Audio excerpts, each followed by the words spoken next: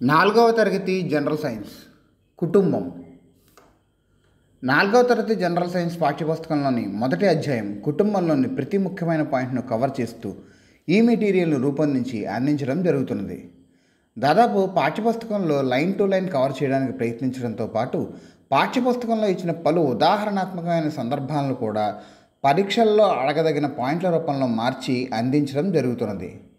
శ్రద్ధగా చివరి వరకు ఏకాగ్రతతో గమనిస్తారని ఆశిస్తున్నాం. వీడియోను ప్రారంభించడానికి ముందు ఒక 5 సెకండ్ల సమయం ఇస్తాం. ఒకసారి లైక్ బటన్పై క్లిక్ చేసి రండి.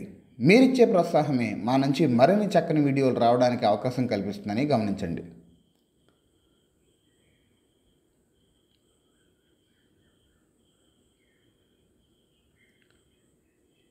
పాఠ్యపుస్తకంలో ఉదహరించిన దీపిక వేసవి సెలవుల్లో తాతయ్య గారింటికి వెళ్ళి ఒక పాత ఫోటోను చూసింది.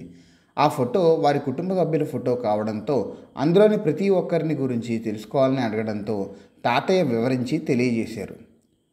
కుటుంబాలు అన్నీ ఒకే విధంగా ఉండవు. కొన్ని కుటుంబాల్లో తల్లి, తండ్రి, పిల్లలు మాత్రమే ఉంటారు. కొన్ని కుటుంబాల్లో తల్లిదండ్రులు, పిల్లలతో పాటుగా తాతయ్య, అమ్మమ్మ కూడా ఉంటారు. తాతయ్య, నాయనమ్మతో పాటు వారి పిల్లలు ఇంకా ఇతరుల గురించి తెలియజేసే పటమును వంశవృక్షం అంటారు. మన తల్లికి చెందిన కుటుంబ సభ్యులను తల్లి తరపు కుటుంబం అంటారు. మన తండ్రికి చెందిన కుటుంబ సభ్యులను తండ్రి తరపు కుటుంబం అంటారు. తల్లి యొక్క తల్లిదండ్రులను అమ్మమ్మ, తాతయ్య అని, తండ్రి యొక్క తల్లిదండ్రులను నానమ్మ, తాతయ్య అని పిలుస్తారు. కొన్ని వరుసలు ఇలా చెప్పవచ్చు: తండ్రికి తండ్రి, తాతయ్య; తండ్రికి తల్లి, నాయనమ్మ; తల్లికి అన్న లేదా అత్తయ్య భర్త, మామయ్య; తండ్రికి అక్క, అత్తయ్య. మన అత్తలు, మామయ్యలు, వారి పిల్లలు, మన బంధువులు వీరందరూ మన కుటుంబాల్లో భాగమే. వీరందరినీ కలిపి విస్తరించిన కుటుంబం అంటాం. సాధారణంగా కొత్త బంధువులు మన కుటుంబంలో వచ్చి చేరినప్పుడు మన కుటుంబంలో కొన్ని మార్పులు జరుగుతాయి. వివాహం తర్వాత కుటుంబంలో మార్పులు వస్తుంటాయి. బాబాయికి పెళ్లి జరిగినప్పుడు వచ్చే బాబాయ్ భార్య పిన్ని అవుతుంది. పిల్లలు పుట్టడం ద్వారా కుటుంబ సభ్యుల సంఖ్య పెరిగి కుటుంబంలో మార్పు వస్తుంది. మన కుటుంబంలోకి వచ్చిన కొత్త బంధువులను మనం ప్రేమతో ఆహ్వానించాలి. ఇది వారు మన కుటుంబంలో భాగంగా మారిపోవడానికి ఎంతో ఉపయోగపడుతుంది. కుటుంబంలో సభ్యులు కొత్తగా చేర్చబడినప్పుడు లేదా దూరమైనప్పుడు మార్పులు సంభవిస్తాయి. ఉద్యోగం కోసమో చదువు కోసమో కొందరు ఇంటి నుండి దూరంగా వెళ్తారు. వివాహం ద్వారా కుటుంబంలో చేరడం, కొందరు కుటుంబ సభ్యులు మరణించడం జరుగుతుంది. కుటుంబంలో సభ్యులు చేరినప్పుడు మనం ఆనందంగాను, దూరమైనప్పుడు చాలా బాధగాను అనుభూతి చెందుతాం. పాఠ్యపుస్తకంలో ఉదాహరించిన ఒంగోలుకు చెందిన పీటర్ నాన్నగారికి ప్రమోషన్లో భాగంగా నెల్లూరుకు ట్రాన్స్ఫర్ అయింది. పీటర్ కుటుంబం ప్రస్తుతం ఉంటున్న ఇంటిని ఖాళీ చేసి కొత్త ఊరికి బయలుదేరింది. వరుణ్ వాళ్ళ నాన్నగారికి ఉద్యోగంలో ప్రమోషన్ వచ్చినప్పటికీ వారు మాత్రమే ఊరికి వెళ్ళారు. మిగతా కుటుంబ సభ్యులందరూ అదే ఊరిలో ఉండిపోయారు. కుటుంబాలు ఎల్లప్పుడూ ఒకే స్థితిలో ఉండిపోవడం జరగదు. వివిధ కారణాల ఫలితంగా కుటుంబాల్లో మార్పులు చోటు చేసుకుంటాయి. వివాహం, జననం, ఊరికి బదిలీ కావడం వంటి కారణాల వల్ల కుటుంబంలో మార్పులు సంభవిస్తాయి. వ్యాపారము, చదువు, ఉపాధి కల్పన, భూకంపాలు, వరదలు, కుటుంబంలోని ముఖ్యమైన వ్యక్తుల మరణం, వలస వెళ్ళడం వంటి కారణాల వలన కూడా కుటుంబంలో మార్పులు చోటు చేసుకుంటాయి. పూర్వకాలం నుండి ప్రస్తుత కాలాన్ని బేరీజు వేసి చేసినట్లయితే కుటుంబ స్థితిగతుల్లో అనేక మార్పులు వచ్చినట్టు గమనించవచ్చు. ఈ కారణాలు ప్రస్తుతం చిన్న కుటుంబాల పెరుగుదలకు దారితీస్తాయి. సాధారణంగా కుటుంబంలో సంఖ్యను బట్టి పెద్ద కుటుంబం, చిన్న కుటుంబం అంటూ 2 రకాలుగా వర్గీకరించవచ్చు. తల్లి, తండ్రి, పిల్లలతో ఉన్న కుటుంబాన్ని చిన్న కుటుంబం అంటారు. తాతయ్య, నాన్నమ్మ, తల్లిదండ్రులు, పెదనాన్నలు, అత్తలు, అక్క లేదా చెల్లి ఉన్న కుటుంబాన్ని ఉమ్మడి కుటుంబం అంటారు. పాఠ్యపుస్తకంలో ఉదాహరించిన కిరణ్ తన తల్లిదండ్రులు, చెల్లితో కలిసి ఉంటున్నాడు. పుష్ప తల్లిదండ్రులు, చెల్లి, పెదనాన్న, పెద్దమ్మ, వాళ్ళ పిల్లలు, నాయనమ్మ, తాతయ్యలతో కలిసి ఉంటుంది. జాన్ తన తండ్రిని పోగొట్టుకుని అమ్మ, అన్న మరియు అక్కలతో కలిసి ఉంటున్నాడు. వీరిది ఏక సంరక్షణ కుటుంబం. రాహుల్ తల్లిదండ్రులను కోల్పోవడం మూలంగా తాతయ్య, నాయనమ్మల సంరక్షణలో ఉంటున్నాడు. సీను తన తండ్రి అనారోగ్యం కారణంగా తల్లి మాత్రమే అతని బాధ్యతలను సంరక్షిస్తోంది. సాధారణంగా తల్లిదండ్రులు ఇద్దరు కుటుంబాలను రక్షిస్తూ ఉంటారు. అయితే కొన్ని కారణాల వల్ల కొన్ని కుటుంబాలు సమస్యలు ఎదుర్కొంటాయి. తల్లిదండ్రులు జబ్బు పడినప్పుడు లేదా దురలవాట్లకు బానిసైనప్పుడు పిల్లలు తమనెవరూ పట్టించుకోవడం లేదని భావిస్తారు. కొన్నిసార్లు పిల్లలకు కూడా అటువంటి వ్యసనాలలోనే కుటుంబ వాతావరణం అంతా పూర్తిగా పాడైపోయే విధంగా చేస్తారు. ఈ కారణంగా కుటుంబం యొక్క బాధ్యత తల్లిపై లేదా తండ్రిపై పడుతుంది. ఆ ఒక్కరే సంపాదించడానికి మరియు ఇంట్లో పనిచేయడానికి కష్టపడవలసి వస్తుంది.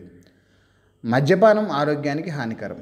కొన్ని కుటుంబాలు మద్యపానం, తాగుడు, వ్యసనాలకు గురై కష్టాల పాలవుతుంటాయి. ఆంధ్రప్రదేశ్ ప్రభుత్వం సంపూర్ణ మద్యపానం నిషేధం దిశగా చర్యలను తీసుకుంటోంది. పాఠ్యపుస్తకంలో ఉదహరించిన సీను తండ్రి మద్యపానానికి బానిసై కుటుంబ సభ్యుల ఒత్తిడి ఫలితంగా తను మద్యం మొట్టనని శ్రీనుపై ప్రమాణం చేశాడు. ఆ తర్వాత నుంచి శ్రీనుకు తండ్రితో ఆడుకునే సమయం దొరికింది. కుటుంబంలో కలిగే మార్పుల వల్లనే కుటుంబ జీవన విధానంలో కూడా మార్పులు చోటు చేసుకుంటాయి. పూర్వం ప్రజలు ఇంటి పనులన్నీ స్వహస్తాలతోనే చేసుకునేవారు, కానీ ప్రస్తుతం చాలా వరకు అనేక గృహోపకరణాలు ఉపయోగించి పనులు చేస్తున్నారు. కుండకు బదులు రెఫ్రిజిరేటర్ ఉపయోగించడం దీనికి ఒక ఉదాహరణ. సాధారణంగా ఇంట్లో వాడుతున్న గృహోపకరణాలు fridge, washing machine, table fan, TV, grinder, mixie, cooker, mobile phone మొదలైనవి. అప్పట్లో ప్రజలు వరండాల్లో, వసారాల్లో నిద్రించేవారు. తాటాకులు, వెదురుతో చేసిన విసనకర్రల నుంచి వచ్చే గాలిని ఆస్వాదించేవారు. ఇప్పుడు చాలా వరకు ప్రజలు ఇంట్లోపల నిద్రించడమే క్షేమంగా భావించడంతో పాటు ఎయిర్ కూలర్ను చల్లని గాలి కోసం ఉపయోగిస్తున్నారు. అయితే గది మూసి ఉన్నప్పుడు ఎయిర్ కూలర్ కారణంగా గదిలోని గాలి తేమగా మారుతుంది. ఇది అనారోగ్యాన్ని కలుగజేస్తుంది. ప్రస్తుతం సాధారణంగా మారిన ఎయిర్ కండిషన్లో చల్లదనం కోసం ఉపయోగించే వాయువులు బయటకు వెలువడిన తర్వాత వాతావరణాన్ని కలుషితం చేస్తున్నాయి. ఈ కాలుష్యం హానికారకమైన కిరణాలను భూమి మీదకి చేరేలా చేస్తున్నాయి. ఇది చాలా ప్రమాదకరమైన విషయం. విద్యుత్ ఉపకరణాల వినియోగం క్రమంగా పెరగడం వల్ల విద్యుత్ వినియోగం రోజురోజుకు పెరిగిపోతుంది. విద్యుత్ ఉపకరణాలు మనం పనిచేసే విధానాన్ని మార్చివేసాయి. ప్రస్తుతం మనం విద్యుత్తుని ఎక్కువగా ఉపయోగించుకుంటూ శారీరక శ్రమను తగ్గించుకుంటున్నాం. ఇంటి పనిలో సహాయం కోసం గృహోపకరణాలను వినియోగించుకుంటున్నాం.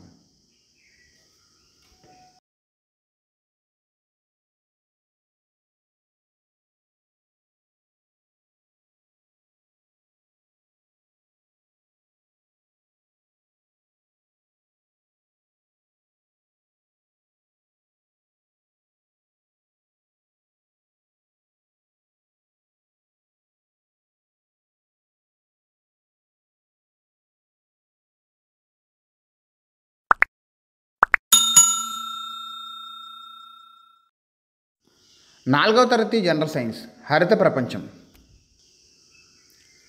4వ తరగతి జనరల్ సైన్స్ పాఠ్యపుస్తకంలోని 2వ అధ్యాయం హరిత ప్రపంచంలోని ప్రతి ముఖ్యమైన పాయింట్ను కవర్ చేస్తూ ఈ మెటీరియల్ను రూపొందించి అందించడం జరుగుతున్నది. శ్రద్ధగా చివరి వరకు ఏకాగ్రతతో గమనిస్తారని ఆశిస్తున్నాం. వీడియోని ప్రారంభించడానికి ముందు ఒక 5 సెకండ్ల సమయం ఇస్తాం.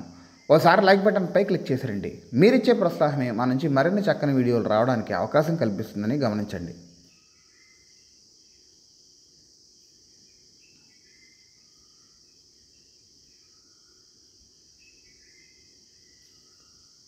పాఠ్యపుస్తకంలో ఉదహరించిన హిమ తన తాతగారితో కలిసి సెలవు రోజున తోటకు వెళ్ళి అక్కడ మొక్కలను పరిశీలించింది. మొక్కలు ప్రపంచంలో అన్ని చోట్ల పెరుగుతాయి. అయితే వేరువేరు మొక్కలు వేరువేరు ప్రదేశాల్లో పెరుగుతాయి. మన చుట్టూ అనేక రకాల మొక్కలు, వృక్షాలు ఉంటాయి. ఇవి మన ప్రపంచాన్ని పచ్చగాను రంగులమయంగాను చేస్తాయి. అయితే నేల మరియు వాతావరణాన్ని బట్టి వివిధ ప్రాంతాల్లో వివిధ రకాల మొక్కలు పెరగడాన్ని గమనించవచ్చు. వాటి నివాస స్థలం ఆధారంగా మొక్కలు 2 రకాలు. 1 నేలపై పెరిగే మొక్కలు, 2 నీటిలో పెరిగే మొక్కలు. మర్రి, రావి, మామిడి, చింత, బ్లాక్బెర్రీ వంటి వృక్షాలు మైదాన ప్రాంతాల్లో పెరుగుతాయి. పైన్, ఓక్ వంటి పొడవుగా పెరిగే వృక్షాలు పర్వత ప్రాంతాల్లో పెరుగుతాయి. కాక్టస్ రకపు మొక్కలను ఎడారిలో చూడవచ్చు. బ్రహ్మజముడు వంటి మొక్కలు ఎక్కువగా ఎడారి ప్రాంతాల్లో పెరుగుతాయి. ఎడారిలో పెరిగే ఈ రకమైన మొక్కలు తమ కాండాల్లో నీటిని నిల్వ చేసుకుంటాయి.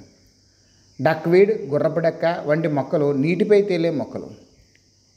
కలువ, తామర మొక్కలు వేర్లు నీటి అడుగున నేలలో పాతుకుని ఉండి నీటి పై భాగానికి పెరుగుతాయి. హైడ్రిల్లా, టేప్ గ్రాస్ మొక్కలు నీటి లోపల పెరుగుతుంటాయి. మడ చెట్లు బురద లేదా చిత్తడి నేలలో పెరుగుతాయి. మొక్కలను 2 భాగాలుగా విడదీయవచ్చు. అవి 1 వేరు వ్యవస్థ, 2 ప్రకాండ వ్యవస్థ. నేలకు పైన పెరిగే మొక్క భాగాన్ని ప్రకాండ వ్యవస్థ అంటారు. నేల లోపల పెరిగే మొక్క భాగాన్ని వేరు వ్యవస్థ అంటారు. కొన్ని మొక్కల వేర్లలో ఆహారాన్ని నిల్వ చేసుకుంటాయి. క్యారెట్ ఆహారాన్ని వేర్లలో నిల్వ చేసే ఒక మొక్క. బీట్రూట్, ముల్లంగి వంటివి కూడా నేలలోనే పెరుగుతాయి. వేర్లు మొక్కను నేలలో గట్టిగా పట్టి ఉంచడానికి, నేల నుండి పోషకాలు గ్రహించడానికి ఉపయోగపడతాయి. మొక్కల్లో వేర్లు ప్రధానంగా 2 రకాలుగా కనిపిస్తాయి. ప్రధాన వేరు బలంగా పెరుగుతూ దానికి అన్ని వైపులా సన్న వేర్లు పెరిగితే దాన్ని తల్లి వేరు అంటారు. మర్రి, వేప, చింత మొదలైన మొక్కల్లో, చెట్లలో తల్లి వేరు వ్యవస్థను చూడవచ్చు. గుబురు వేర్లు లేదా పీచు వేర్లు గుబురుగా పెరుగుతాయి. కాండం అడుగు భాగం నుండి అనేక సన్నని వేర్లు గుత్తుగా పెరుగుతాయి. వరి, జొన్న, మొక్కజొన్న మొదలైనవి గుబురు వేరు వ్యవస్థను కలిగి ఉన్న మొక్కలు. మర్రి, వేప, చింత వంటి వృక్షాల్లో వేర్లు నేల లోతుల్లోకి చొచ్చుకుని పోయి ఉంటాయి. గులాబీ, మల్లె వంటి మొక్కల్లో వేర్లు లోతులోనికి పెరగవు. నీటి మొక్కల వేర్లు మృదువుగా ఉంటాయి. వేర్లు సాధారణంగా గోధుమ వర్ణంలో ఉంటాయి. క్యారెట్, బీట్రూట్, ముల్లంగి వంటి మూలాలను లేదా వేర్లను ఆహారంగా తీసుకుంటాం. క్యామెల్ గ్రాస్ లేదా వట్టి వేర్లను వేసవిలో చల్లదనం కోసం ఉపయోగించే కూల్ మ్యాట్స్లోను, దుస్తులు ఉంచే అల్మారాల్లో మంచి వాసన కోసం ఉపయోగిస్తారు. లెమన్ గ్రాస్ వేర్లను ఔషధంగా ఉపయోగిస్తారు. ఈ మొక్కల వేర్లతో సువాసన తైలాలతోనూ, దోమలను తరిమే పదార్థాల్లోనూ ఉపయోగిస్తారు. మొక్కలో ఆకర్షణీయంగా అగుపించే భాగం పుష్పం. పువ్వు యొక్క రంగురంగుల భాగాన్ని రేఖ అంటారు. అవి కాకుండా పువ్వుకు రక్షకపత్రం, కాడ, కేసరం, అండకోశం కూడా ఉంటాయి. పువ్వును పరిశీలించినప్పుడు మొగ్గ, కాడ, రక్షకపత్రం, ఆకర్షకపత్రం, కేసరం మరియు అండకోశం వంటి భాగాలను గమనించవచ్చు. పుష్పాలు వివిధ ఆకారాలు, రంగులు మరియు పరిమాణాల్లో ఉంటాయి. పుష్పాలను అలంకరణ కోసం ఉపయోగిస్తారు. మందార, వేప, తులసి మొక్కల పుష్పాలను ఔషధాలుగా ఉపయోగిస్తారు. గులాబీ, మల్లె, లిల్లీ, లావెండర్ పుష్పాల నుండి సువాసన వెలువడుతుంది కాబట్టి వాటిని సెంట్ల తయారీలోనూ, సౌందర్య తైలాల్లోనూ ఉపయోగిస్తారు. కొన్ని పుష్పాలను ఆహారంగా కూడా తీసుకుంటారు. ఉదాహరణకు క్యాలీఫ్లవర్. పువ్వులు త్వరగా పండ్లుగా పెరుగుతాయి. ప్రస్తుతకాలంలో రైతులు విత్తనాలు లేని పంటలను హైబ్రిడ్ విధానం ద్వారా పండిస్తున్నారు. ఫలాలు లేదా పండ్లు ఆవశ్యక విటమిన్లు, ఖనిజ లవణాలను మనకు అందిస్తాయి. ఇవి పీచు పదార్థాన్ని కలిగి ఉంటాయి. ఉగాది పచ్చడి ప్రత్యేకంగా పండుగ నాడు మాత్రమే తయారు చేసే పదార్థం. ఇది ఆంధ్రప్రదేశ్, తమిళనాడు, కర్ణాటక రాష్ట్రాల్లో ఉగాది పచ్చడిగా ప్రసిద్ధి చెందింది. ఉగాది పచ్చడి 6 రుచులను కలిగి ఉంటుంది. అవి తీపి, ఉలుపు, ఉప్పు, చేదు, కారం, వగరు. పచ్చిమామిడి, చింతపండు, బెల్లం, వేపపోత, పచ్చి కొబ్బరితో ఉగాది పచ్చడిని తయారు చేస్తారు. ఈ దినుసులన్నీ మొక్కల నుండి వచ్చినవే. ఉగాది పచ్చడిలోని షడ్రుచులు మన జీవితంలో మనకు కలిగే భావోద్వేగాలను సూచిస్తాయి. నిమ్మ, వేప, ఉసిరి వంటి ఫలాలు ఔషధ విలువలను కలిగి ఉంటాయి. కుంకుడికాయ, సీకాయ వంటి ఫలాలను వెంట్రుకలను శుభ్రం చేసుకోవడానికి ఉపయోగిస్తారు. మొక్కల్లోని ప్రతిభాగం ఉపయోగకరమే. అందుకే మొక్కలు మానవునికి ప్రకృతి ప్రసాదించిన వరంగా చెప్పవచ్చు.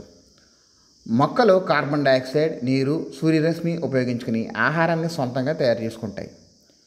ఈ ప్రక్రియను కిరణజన్య సంయోగ క్రియ అంటారు. మొక్కలు, చెట్లు ప్రకృతి మనకు ప్రసాదించిన వరం. మొక్కలు, వృక్షాల వలన మనకు అనేక ఉపయోగాలు ఉన్నాయి. అయితే అభివృద్ధి అనే ముసుగులో చెట్లను విపరీతంగా నరికివేయడం మూలంగా శీతోష్ణ స్థితిలో అనేక మార్పులు చోటు చేసుకుంటున్నాయి. ఈ మార్పులు మంచివి కావు కనుక మనం ప్రకృతిని పరిరక్షించాలి.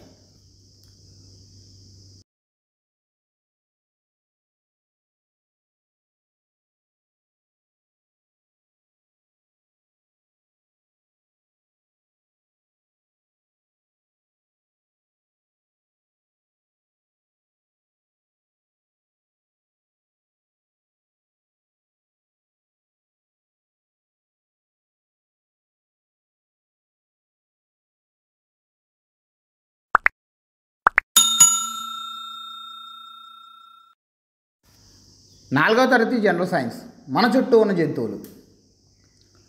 4వ తరగతి జనరల్ సైన్స్ పాఠ్యపుస్తకంలోని 3వ అధ్యాయం మన చుట్టూ ఉన్న జంతువుల్లోని ప్రతి ముఖ్యమైన పాయింట్ను కవర్ చేస్తూ ఈ మెటీరియల్ను రూపొందించి అందించడం జరుగుతున్నది. శ్రద్ధగా చివరి వరకు ఏకాగ్రతతో గమనిస్తారని ఆశిస్తున్నాం. వీడియోను ప్రారంభించడానికి ముందు ఒక 5 సెకండ్ల సమయం ఇస్తాం. ఓసారి లైక్ బటన్పై క్లిక్ చేసి రండి. మీరిచ్చే ప్రోత్సాహమే మా నుంచి మరిన్ని చక్కని వీడియోలు రావడానికి అవకాశం కల్పిస్తుందని గమనించండి.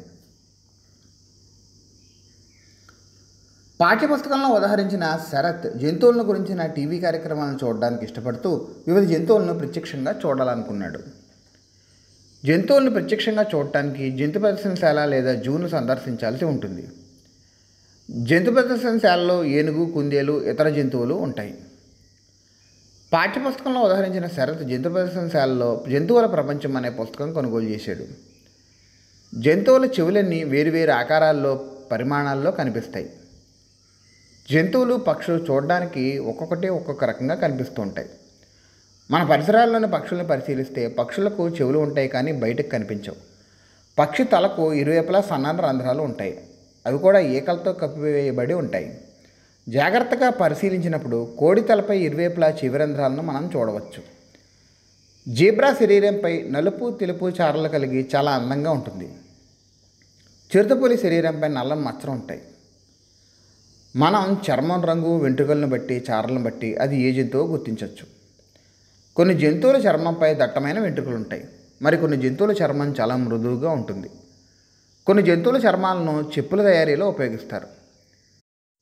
గొర్రె చర్మంపై దట్టమైన వెంట్రుకలను స్వెట్టర్లు, కోట్లు తయారీలో ఉపయోగిస్తారు. ఏ జంతువుల చెవులైతే బయటకు కనిపిస్తాయో, అలాగే చర్మంపై వెంట్రుకలు ఉంటాయో ఆ జంతువులు పిల్లలకు జన్మనిస్తాయి. ఏ జంతువుల చెవులైతే బయటకు కనిపించవో, చర్మంపై వెంట్రుకలు ఉండవో ఆ జంతువులు గొడ్లను పెట్టడం ద్వారా పిల్లలను తయారు చేస్తాయి. గొడ్లను పెట్టిన తర్వాత వాటిని పొదిగి పిల్లలకు జన్మనిస్తాయి. గుడ్లు పెట్టడం ద్వారా సంతతి పెంచే జంతువులను అండోత్పాదకాలు అని, పిల్లలకు జన్మనిచ్చే జంతువులను శిశోత్పాదకాలు అని అంటారు. శిశోత్పాదకాలని క్షీరదాలు లేదా పాలిచ్చే జంతువులు అని కూడా అంటారు. మన చుట్టూ పరిశీలించే జంతువుల్లో పిల్లల్ని కనే జంతువులు ఆవు, పిల్లి, మేక, ఎలుక, ఏనుగు మొదలైనవి. గుడ్లు పెట్టే జంతువులు కోడి, బాతు, పావురం, రామచిలక మొదలైనవి. జంతువులన్నీ ఒకే రకమైన ఆహారం తీసుకోవు. కొన్ని జంతువులు మొక్కలను మాత్రమే తింటాయి. మరికొన్ని మాంసాన్ని తింటాయి. మరికొన్ని జంతువులు జంతువులను కూడా ఆహారంగా తీసుకుంటాయి. ఆయా జంతువుల నోరు, చలనాంగాలు అవి తీసుకునే ఆహారాన్ని బట్టి నిర్మించబడ్డాయి. మొక్కల నుంచి పదార్థాలను ఆహారంగా తీసుకునే జంతువులను శాకాహారులు అంటారు. శాకాహారులకు పదులైన కొరికే దంతాలు, బలమైన నమిలే దంతాలు ఉంటాయి. గేదె, మేక, జింక, గుర్రం శాకాహారులకు ఉదాహరణ. గొంగళి పురుగులు మల్బరీ ఆకులను ఆహారంగా తీసుకుంటుంది కనుక దాన్ని శాకాహారి అనవచ్చు. ఇతర జంతువుల మాంసాన్ని ఆహారంగా తీసుకునే జంతువులను మాంసాహారులు అంటారు. మాంసాహారులకు పొడవైన, బలమైన చీల్చే దంతాలు లేదా పదులైన ముక్కు ఉంటాయి. పిల్లి, కుక్క, సింహం, గద్ద, రాబందు మాంసాహారులకు ఉదాహరణలు. ఇతర జంతువుల మాంసాన్ని పులి ఆహారంగా తీసుకుంటుంది కనుక పులి ఒక మాంసాహారి. మొక్కలను, జంతువులను రెండింటినీ ఆహారంగా తీసుకునే జంతువులను ఉభయాహారులు అనవచ్చు. ఉభయాహారులకు పదులైన కొరికే దంతాలు, బలమైన నమిలే దంతాలతో పాటు చీల్చే దంతాలు కూడా ఉంటాయి. మానవులను ఉభయాహారులు అనవచ్చు. ఎలుగుబంటి మొక్కలను, జంతువులను ఆహారంగా తీసుకుంటుంది కనుక ఉభయాహారుల వర్గానికి చెందుతుంది. పక్షుల ముక్కులన్నీ ఒకేలా ఉండవు. పక్షుల ముక్కుల ఆకారాలు అవి తీసుకునే ఆహారపు అలవాట్లపై ఆధారపడుతుంటాయి. కొన్ని పక్షులు చిన్న ముక్కులు, కొన్ని పొడవాటి ముక్కులు మరియు కొన్ని వంగిన ముక్కులు కలిగి ఉంటాయి. పక్షుల ముక్కులు చాలా బలంగా ఉంటాయి. ముక్కులు పక్షుల యొక్క దవడలు. నవలడానికి, చెట్లెక్కడానికి, ఈదడానికి, ఎగరడానికి, ఆహారాన్ని పట్టుకోవడానికి మాత్రమే కాకుండా తమను తాము రక్షించుకోవడం కోసం కూడా పక్షులు కాళ్ళను, కాలిగోళ్లను ఉపయోగిస్తాయి. పాదం మరియు కాలిగోళ్ల ఆకారం అవి తీసుకునే ఆహారంపై ఆధారపడి ఉంటుంది. కాలిగోళ్ళు పొడవుగా వంపు తిరిగి ఉంటాయి. పక్షులు రకరకాలైన గోళ్ళను కట్టుకుంటాయి. అవి గుడ్లు పెట్టే సమయానికి ముందుగా గోళ్ళను ఏర్పరుస్తాయి. మగపక్షులు కూడా గూళ్ళు కడతాయి. ఆడపక్షులు గోళ్ళలో గుడ్లను పెడతాయి. పక్షి పిల్లలు రెక్కలు బలంగా పెరగగానే ఎగిరిపోతాయి. పక్షులు తమ గూళ్ళను చాలా బలంగా నిర్మిస్తాయి. కాకి తన గూడును చిన్న కొమ్మలో, ఎండుటాకులతో నిర్మిస్తుంది. గిజిగాడ తన గూడును ఆకులు, గడ్డి కొమ్మలో, వేర్లతో అల్లుకుంటుంది. టైలర్ బర్డ్ పక్షి చెట్టు ఆకులను కలిపి కుట్టి గూడుగా మలుస్తుంది. గద్ద రాళ్ల సందుల్లో గూళ్ళు కడుతుంది. జంతువులు కూడా వివిధ రకాల నివాసాల్లో ఉంటాయి. కొన్ని జంతువులు మనతో పాటుగా మన పరిసరాల్లో జీవిస్తుంటే మరికొన్ని జంతువులు అడవుల్లో నివాసం ఉంటూ ఉంటాయి. అడవుల్లో ఉండే జంతువులు పొదలు, గుహలు, బొరియల్లో నివసిస్తుంటాయి. కుందేలు బొరియల్లో, పుల్లు, సింహాలు గుహలో, పొదల్లో ఉంటే కోతులు చెట్లపైన జీవిస్తుంటాయి. వలస వెళ్లే పక్షులు సుదూరాలకు ఎగిరి వెళ్ళవలసి ఉంటుంది కనుక ఈ ప్రయాణంలో అవి శక్తిని కోల్పోయే అవకాశం ఉంటుంది. ఈ శక్తి నష్టాన్ని నివారించుకోవడం కోసం అవి వి ఆకారంలో ఏర్పడి ప్రయాణిస్తాయి. ఇలా ఎగరడం వల్ల వాటి శక్తి వృధా కాకుండా ఉంటుంది. ప్రతి పక్షి దాని ముందున్న పక్షికి కొద్దిగా పైన ఎగరడం వల్ల గాలి వలన కలిగే పీడనం తగ్గుతుంది. చీమలు సమూహంలా కలిసి జీవిస్తాయి. ఈ సమూహాలను కాలనీలు అంటారు. చీమల కాలనీలో రాణి చీమ, మగ చీమ, శ్రామిక చీమలు ఉంటాయి. చీమల కాలనీలో చీమల్లో క్రమశిక్షణ, పని విభజన కనిపిస్తుంది. చీమలు మట్టితో పుట్టను నిర్మిస్తాయి. చీమలు తమ ప్రయాణ మార్గంలో ఒక రసాయనాన్ని స్రవిస్తాయి. ఇది ఇతర చీమలకు ఆహారానికి మార్గాన్ని గుర్తించడానికి ఉపకరిస్తుంది. చీమలు ఆహారాన్ని గుర్తించినప్పుడు అన్ని చీమలు ఒక క్యూలో ముందుకు వెళ్తాయి. తేనెటీగలు కూడా సమూహంగా జీవిస్తాయి. తేనెటీగలు నిర్మించుకునే ఈ ఇంటిని తేనెతుట్టి అంటారు. ఇవి కలిసి ఆహారాన్ని పంచుకుంటూ తమ లార్వాలకు కూడా ఆహారాన్ని అందిస్తాయి. తేనెటీగలు కలిసి పనిచేయడం మూలంగానే ఇలా అందమైన ఇంటిని నిర్మించుకోవడం సాధ్యం అవుతోంది. అడవుల్లో నివసించే ఏనుగులు కూడా సమూహాలుగా ఉంటాయి. ఒక్కొక్క సమూహంలో 10 నుంచి 12 ఏనుగులు వాటి పిల్లలతో పాటుగా సమూహాలుగా వెళ్తుంటాయి. వయసులో పెద్ద ఏనుగు గుంపునకు నాయకత్వం వహిస్తుంది. ఏనుగు పెద్ద ఘేంకారనాదంతో ప్రయాణం ప్రారంభిస్తుంది. మిగిలిన ఏనుగులన్నీ దీన్ని అనుసరిస్తాయి. ఈ విధమైన గుంపులుగా జీవించే ప్రవర్తన ఏనుగులకు రక్షణనిస్తుంది. జంతువులు భూమికి అందాన్ని అద్దాయి. మనం మన పరిసరాల్లోని జంతువుల పట్ల ఆదరణ చూపాలి. జంతువులు పర్యావరణ సమతుల్యతకు దోహదపడతాయి. జంతువులకు హాని చేయరాదు. వాటికి ఆహారాన్ని, నీటిని అందించాలి. వాటి నివాసిత ప్రదేశాలను నాశనం చేయరాదు. ప్రకృతిలో జంతువులన్నింటికి జీవించే హక్కు ఉన్నది. మనం కూడా జంతువుల్లో ఒక భాగమే కనుక ఇతర జంతువులను చంపివేసే హక్కు మనకు లేదు. కనుక ఇతర జంతువులను కూడా ఆనందంగా జీవించనివ్వాలి.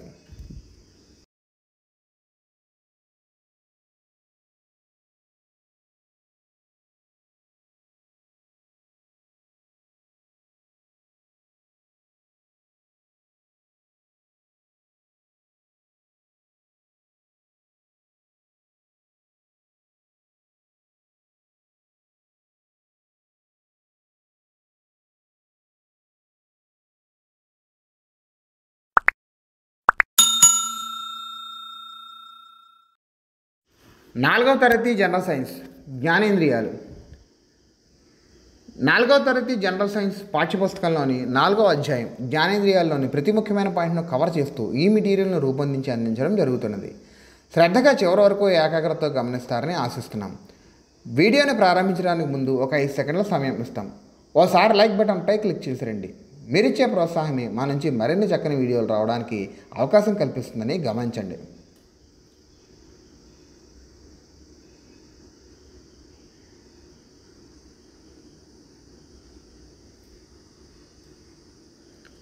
పాఠ్యపుస్తకంలో ఉదహరించిన శ్వేత పుట్టినరోజు నాడు ఆమె మిత్రులు హ్యాపీ బర్త్డే టు యూ అంటూ గానం చేశారు.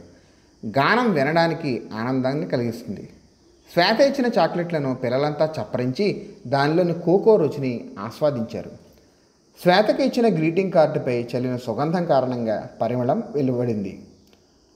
మానవ శరీరం తల, మొండెం, చేతులు మరియు కాళ్ళు అని 3 రకాలుగా విభజింపబడింది. ఐస్ క్రీమ్ తినే సమయంలో దానిలోని చల్లదనాన్ని ఆస్వాదించవచ్చు, తీయదనాన్ని రుచి చూడవచ్చు. ఐస్ క్రీమ్ చల్లగా ఉన్న విషయం చర్మం స్పర్శ ద్వారా తెలుస్తుంది. ఏనుగు పెద్దగా ఉన్నది అన్న విషయం కంటి చూపు ద్వారా తెలుస్తుంది. ఫోన్ మోగుతోంది అన్న విషయం చెవుల వెనికిడి ద్వారా తెలుస్తుంది. లాలీపాప్ తీయగా ఉంది అన్న విషయం నాలుక రుచి చూడడం ద్వారా తెలుస్తుంది. పుష్పాల యొక్క సువాసన ముక్కు వాసనను పసిగట్టడం ద్వారా తెలుస్తుంది. వాసనకు సంబంధించిన జ్ఞానం, శబ్ద జ్ఞానం, దృష్టి జ్ఞానం, రుచికి సంబంధించిన జ్ఞానం, స్పర్శ జ్ఞానం మొదలైనవి జ్ఞానేంద్రియాల ద్వారా తెలుస్తుంది.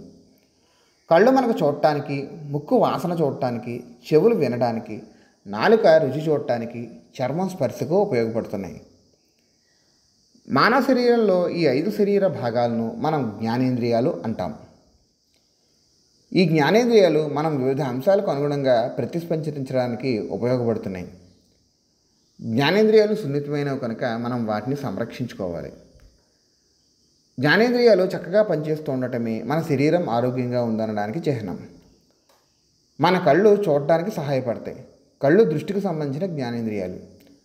రంగుల ప్రపంచాన్ని చూసి ఆనందాన్ని అనుభూతి చెందడానికి కళ్ళు మనకు ఉపయోగపడుతూ ఉంటాయి. కనురెప్పలు, కంటి పక్షాలు, రెప్పలు కంటిని సంరక్షిస్తూ ఉంటాయి. తగినంత కాంతిలో చదవాలి. మసక లేదా దేదీప్యమైన కాంతి కళ్లకు హానికరం. చదివే సమయంలో కంటికి పుస్తకానికి మధ్య కనీసం దూరం 30 సెంటీమీటర్లు ఉండేలాగా చూసుకోవాలి. కనీసం 6 అడుగుల దూరం నుంచి టెలివిజన్ను వీక్షించాలి. సెల్ ఫోన్ లేదా కంప్యూటర్లో అదే పనిగా గేములు ఆడటం, టీవీ చూడటం వంటివి కళ్ళపై ఒత్తిడి కలిగించి కంటి చూపే ప్రభావం పడుతుంది. కంటిలో దురద కలిగినట్టయితే కంటికి రుద్దకూడదు. కంటిని నెమ్మదిగా శుభ్రమైన చల్లని నీటితో కడగాలి. పదునైన వస్తువులతో ఆడకూడదు. ఆ వస్తువులను ఒక్కోసారి ప్రమాదవశాత్తు అంధత్వానికి దారితీయవచ్చు. సూర్యుని వైపు లేదా తీవ్రమైన కాంతి వైపు ప్రత్యక్షంగా చూడటం మన కంటి చూపును దెబ్బతీయవచ్చు. అందులో ఉపయోగించే లిపిని బ్రెయిలీ లిపి అంటారు. కంటి చూపు లేని అంధులు ప్రత్యేకమైన కర్ర సాయంతో నడవడం, ప్రత్యేకమైన బ్రెయిలీ లిపితో చదవడం చేయగలరు. లూయిస్ బ్రెయిలీ అంధుల కోసం కనుగొన్న ఈ బ్రెయిలీ లిపి ద్వారా అంధులు స్పర్శ ద్వారా చదవగలుగుతున్నారు.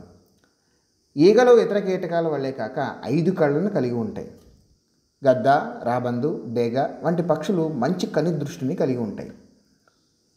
గొడ్లగోప చీకట్లో కూడా చూడగల లక్షణాన్ని కలిగి ఉంటుంది. కళ్ళకు గంతలు కట్టుకునే ఆడే ఆట కళ్ళు లేని వారి పరిస్థితి ఎలా ఉంటుందో తెలియజేస్తుంది. ఇంట్లో చేస్తున్న వంటలను బయట నుంచే వాసన చూడటం ద్వారా గుర్తించగలం. మనం ముక్కు సాయంతో శ్వాస తీసుకుంటాం, వాసనలు కూడా తెలుసుకుంటాం. కొన్ని వాసనలను మనం సుగంధపూరితంగాను, కొన్ని వాసనలను గాఢమైనవిగాను గుర్తిస్తుంటాం. ముక్కు లోపల సన్నని వెంట్రుకలు గాలిలో దుమ్మును వడకట్టి శుభ్రమైన గాలిని లోనికి పంపుతూ ఉంటాయి. ముక్కులో ఎటువంటి వస్తువులు ఉంచుకోరాదు. ఒకవేళ ముక్కులోకి ఏదైనా వెళ్ళినట్లయితే ఒక రంధ్రాన్ని మూసి మరొక రంధ్రం ద్వారా గాలిని నెమ్మదిగా వదులుతూ బయటకు తెచ్చే ప్రయత్నం చేయాలి. జలుబు కారణంతో ముక్కు పూడుకుపోయినట్లయితే ఆవిరి పడడం మంచి ఉపశమనాన్ని ఇస్తుంది. ముక్కులో వేళ్ళను చూపించడం వల్ల వ్యాధులు వచ్చే ప్రమాదం ఉంది. ఎల్లప్పుడూ ముక్కుతోనే వాసన పీల్చమన్ను. నోటితో గాలిని పీల్చడం మంచి లక్షణం కాదు. పిల్లులు, కుక్కలకు బాగా సునిశ్చితమైన ఘ్రాణ శక్తి అనగా వాసన చూసే శక్తి ఉంటుంది. స్నిఫర్ కుక్కలను నేరస్తులను గుర్తించడం కోసం, దాచి ఉంచిన బాంబులు, ఆయుధాలను కనుగొనడం కోసం పోలీసు వారు శిక్షణ ఇచ్చి డాగ్ స్క్వాడ్గా ఉపయోగిస్తూ ఉంటారు. ఏనుగులు 3 కిలోమీటర్ల దూరం నుంచే నీటి జాలను పసిగట్టగల లక్షణాన్ని కలిగి ఉంటాయి. చెవులు శబ్దాలను వినడానికి సహకరించే జ్ఞానేంద్రియాలు. శబ్దాలను వినడంతో పాటు చుట్టూ ఉన్న ప్రపంచాన్ని అర్థం చేసుకోవడంలో చెవులు ముఖ్య పాత్ర వహిస్తాయి. చెవిలో కర్ణభేరి చాలా సున్నితంగా ఉంటుంది కనుక పెద్ద శబ్దాలైన ఉరుములు, పిడుగుల శబ్దాలు, దీపావళి బాంబులు, లౌడ్ స్పీకర్లు మొదలైన వాటికి దూరంగా ఉండాలి. మన చెవులను ఎల్లప్పుడూ పరిశుభ్రంగా ఉంచుకోవాలి. చెవుల్లో హెయిర్ పిన్లు, అగ్గిపల్లులు వంటి పదునైన వస్తువులను పెట్టరాదు. దీనివల్ల అది చెవులకు హాని కలిగించే అవకాశం ఉంటుంది. స్నానం చేసిన తర్వాత మెత్తని పొడిగుడ్డతో చెవులను శుభ్రం చేసుకోవాలి. చెవిలోకి వెళ్ళే నీరు హానికరం కావచ్చు. చెవిలో పెన్సిళ్ళు, బలపాలను పెట్టుకోకూడదు. చెవిలోని గురుమును తొలగించుటకు కొన్ని చుక్కల హైడ్రోజన్ పెరాక్సైడ్ వేయవచ్చు. గొడ్లగొబ్బలు, గబ్బిలాల వంటి నిశాచర జీవులకు వినికిడి శక్తి చాలా ఎక్కువగా ఉంటుంది. మన చుట్టూ కనిపించే పిల్లులు చిన్న శబ్దాలను సైతం స్పష్టంగా వినగలవు. తీపి, చేదు, పులుపు మొదలైన రుచులను మనకు తెలియజేసే జ్ఞానేంద్రియం నాలుక. నాలుకపై గల రుచి మొగ్గలు నాలుక రుచిని తెలియజేయడంలో కీలక పాత్ర వహిస్తాయి. నాలుక సహాయంతో మంచి పాటలను పాడటం, మృదువుగా తీయగా మాట్లాడడం వంటివి చేయవచ్చు. బ్రష్ చేసే సమయంలో విధిగా నాలుక బద్దతో నాలుకను శుభ్రం చేసుకోవాలి. లేనట్లయితే నోటి దుర్వాసన వివిధ వ్యాధులకు కారణం కావచ్చు. ప్రతిరోజు ఉదయం నిద్రలేచిన తర్వాత రాత్రి నిద్రించే ముందు 2 సార్లు నోటిని బ్రష్తో శుభ్రం చేసుకోవాలి. బాగా వేడిగా ఉన్న లేదా బాగా చల్లగా ఉన్న ఆహారాన్ని తినకూడదు. అలా తినడం వల్ల నాలుక లేదా దంతాలకు ఇబ్బంది కలిగించవచ్చు. కప్పలు, బల్లులు, ఊసరవెల్లు ఆహారాన్ని పట్టుకోవడానికి నాలుకను ఉపయోగిస్తాయి. పాములు నాలుక ద్వారా వాసనను పసిగడతాయి. మన పరిసరాల్లోని వస్తువుల స్పర్శను తెలుసుకోవడం కోసం మన శరీరం అంతా చర్మంతో కప్పబడి ఉంటుంది. చర్మం సహాయంతో వస్తువులు, పదార్థాలు వేడిగా లేదా చల్లగా ఉన్నాయా, గరుగ్గా లేదా నునుపుగా ఉన్నాయా, గట్టిగా లేదా మెత్తగా ఉన్నాయా తెలుసుకోగలం. జ్ఞానేంద్రియాలన్నింటిలోనూ చర్మం సున్నితమైనది. స్పర్శకు ప్రతిస్పందించే లక్షణం కలదు. ప్రతిరోజు స్నానం చేయడంతో పాటు తేలికపాటి రసాయనాలు ఉపయోగించి తయారు చేసిన సబ్బును వాడవచ్చు.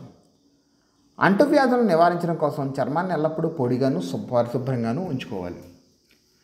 అంటువ్యాధులకు గురయ్యే భాగాలైన చేతివేళ్ళు, కాలివేళ్ళు, మోచేతులు, చంకలు, తొడల మధ్య భాగాల్లోని చర్మాన్ని జాగ్రత్తగా శుభ్రపరచుకోవాలి. ఆడుకున్న తర్వాత స్నానం చేయాలి. స్నానం చేయడం వల్ల చర్మానికి అంటిన మురికిని, చెమటను పోగొట్టగలం. ఆటలాడేటప్పుడు పడిపోవడం, గాయాలకు పాలు కావడం జరగచ్చు. సరిగ్గా స్నానం చేయకపోతే దురదలు, తామర వంటి చర్మ వ్యాధులకు కారణమవుతుంది. వ్యక్తిగత పరిశుభ్రతను కలిగి ఉండడం ద్వారా శరీరాన్ని పరిశుభ్రంగా ఉంచుకోవచ్చు. వ్యక్తిగత పరిశుభ్రత అనగా స్నానం చేయడం, దంతాలను శుభ్రపరచుకోవడం, చేతులను కడుక్కోవడం. ప్రతిరోజు మనం అనేక వ్యాధికారక క్రిములు, వైరస్ల తాకిడికి గురవుతూ ఉంటాం. అవి మన శరీరంపై చేరి వ్యాధులను కలుగజేయగలవు. వ్యక్తిగత పరిశుభ్రత మనల్ని ఆరోగ్యంగా ఉంచుతుంది. పాము చర్మంతో తమ శత్రువులను గుర్తించగలదు. వారానికి కనీసం 2 సార్లు సేకాయ లేదా షాంపూతో తలస్నానం చేయడం మంచి అలవాటు. క్రమం తప్పకుండా గోడను కత్తిరించుకోవడం వల్ల క్రిముల వ్యాప్తి అరికట్టబడుతుంది. తుమ్మినప్పుడు ముక్కుకు, దగ్గినప్పుడు నోటికి చేతి రుమాలు అడ్డుగా ఉంచుకోవాలి. ఆహారం తినే ముందు, తిన్న తర్వాత, మరుగుదొడ్లను ఉపయోగించిన తర్వాత సబ్బుతో చేతులను శుభ్రపరచుకోవాలి. శారీరక వైకల్యం విజయాలను సాధించేందుకు అడ్డంకి కాకూడదు. నడవలేని, చూడలేని, వినలేని, మాట్లాడలేని వారిని దివ్యాంగులు లేదా విభిన్న ప్రతిభ గల వ్యక్తులు అంటారు. సహజంగా కొందరు పుట్టుకతోనే శారీరక వైకల్యంతో పుడతారు. మరికొందరు ప్రమాదవశాత్తు తన శరీర భాగాలను కోల్పోతారు. దివ్యాంగులను జీవితంలో ఏ సమస్యనైనా ధైర్యంగా ఎదుర్కొనేలా ప్రోత్సహించాలి. మిగతా వారితో సమానంగా అవకాశాలను అందించాలి. భూమిపైన ఉన్న ప్రతి వ్యక్తికి సమానమైన గౌరవ మర్యాదలకు అర్హులు కనుక విభిన్న ప్రతిభ గల వ్యక్తులకు కుటుంబ సభ్యులు, స్నేహితులు, ఉపాధ్యాయుల సహకారం అందించాలి. వారిని అవహేళన చేయడం, మారుపేర్లు పెట్టి పిలవడం వంటివి చేయకుండా వారితో స్నేహంగా మెలగాలి. ప్రభుత్వం వారు దివ్యాంగులకు ఆర్థికపరమైన సహాయాన్ని అందించడంతో పాటు ర్యాంపులు, ఊతకర్రలు, ఆసరానిచ్చే బూట్లు, చక్రాల కుర్చీ వంటి పరికరాలను అందజేస్తున్నారు. సుధా చంద్రన్, రవీంద్ర జైన్ వంటి అంగవైకల్యం కలిగి ఉండి కూడా జీవితంలో గొప్ప విజయాలను సాధించిన వారు ఎందరో మన దేశంలో ఉన్నారు. సుధా చంద్రన్ కృత్రిమ కాలి సాయంతో నాట్యం చేయగలిగే నర్తకిగా ప్రఖ్యాతిగాంచారు. తన కఠోర శ్రమ, నాట్యం పట్ల అంకిత భావం వల్లనే ఇది సాధ్యమైంది.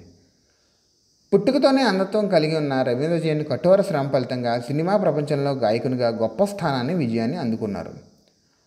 భద్రతా భావాన్ని కలిగించే శారీరక స్పర్శను మంచి స్పర్శ అని, అభద్రతా భావాన్ని కలిగించే శారీరక స్పర్శను చెడు స్పర్శ అని అంటారు. చిన్నపిల్లలు చుట్టుపక్కల వాళ్ళందరినీ నమ్ముతారు. వారితో స్నేహంగా ఉంటారు. పెదవులు, ఛాతీ, పిరుదులు, కాళ్ళ మధ్య భాగం వంటివి మన శరీరంలో రహస్య భాగాలు. రహస్య భాగాలను చూడటం కానీ, తాకడం కానీ తప్పు. పిల్లలతో పెద్దవారు వారి రహస్య భాగాల గురించి మాట్లాడడం కానీ, తాకమండం కానీ సరైంది కాదు. మన ఛాతీ, కాళ్ళ మధ్య భాగం, వెనుక భాగాలను రహస్య భాగాలు అంటారు. వీటిని ఎవరో చూడకూడదు, తాకూడదు. ఎవరైనా తప్పుడు విధానం తాకినట్లుగా మీకు అనిపిస్తే వెంటనే కాదని, వద్దని చెప్పి ఈ స్పర్శ ఇష్టం లేదని చెప్పాలి. దూరంగా వెళ్ళిపోవడంతో పాటు ఆ వ్యక్తికి దగ్గరగా, ఒంటరిగా మరెప్పుడూ ఉండకూడదు. సహాయం కోసం పిలవడం, గట్టిగా అరవడం చేయవచ్చు. మీకు నమ్మకం ఉండటం మీరేమీ తప్పు చేయలేదని నమ్మాలి. మిమ్మల్ని కలవపరిచే విషయాలను రహస్యంగా ఉంచరాదు. ఎవరైనా దురుద్దేశంతో స్పర్శించినప్పుడు తల్లిదండ్రులకు కానీ, ఉపాధ్యాయులకు కానీ చెప్పాలి. కొంతమంది పిల్లలను తప్పుదోవ పట్టించడానికి ఇలా మాయమాటలను ఉపయోగిస్తూ ఉంటారు. మీ అమ్మ ఆసుపత్రిలో చేరింది, నేను నిన్ను తీసుకెళ్తాను, ఈ చిరునామా మీకు తెలుసా, నాతో వచ్చి చూపిస్తారా, బహుమతులు, డబ్బు చూపడం, సీట్లు, ఆహారం ఇస్తానని వాగ్దానం చేసి మీ దృష్టిని మరల్చడం, ఎవరూ లేని గదిలోకి కానీ, ప్రదేశానికి కానీ తీసుకుపోవడం, మాట్లాడుతూ అనవసరంగా మీ శరీర భాగాన్ని తాకడం, పుస్తకం, కంప్యూటర్, మొబైల్లో అసభ్యకరమైన బొమ్మలను, వీడియోలను చూపించడం, మీ అనుమతి లేకుండా నిన్ను ముద్దు పెట్టమని అడగడం, మిమ్మల్ని దుస్తులు ధరించమనుట మరియు దుస్తులు విప్పమని చెప్పుట. అపరిచిత వ్యక్తులు పిలిచినట్లయితే నిర్ధారించుకోకుండా వెళ్ళరాదు. కుటుంబాల్లో వ్యక్తులు, స్నేహితులు చెడు స్పర్శ సంకేతాలను ఎలా తెలుసుకుంటారు? ఒంటరిగా, విచారంగా ఉండటం, వాళ్లకు వారు శిక్షించుకుని స్నేహితులు దూరంగా ఉండటం, భయపడిన వ్యక్తుల పట్ల భయంతో బెరుగ్గా మాట్లాడడం, ఎక్కడికి వెళ్ళాలన్నా సహాయం కోరడం, చదువులో శ్రద్ధ చూపించలేకపోవడం.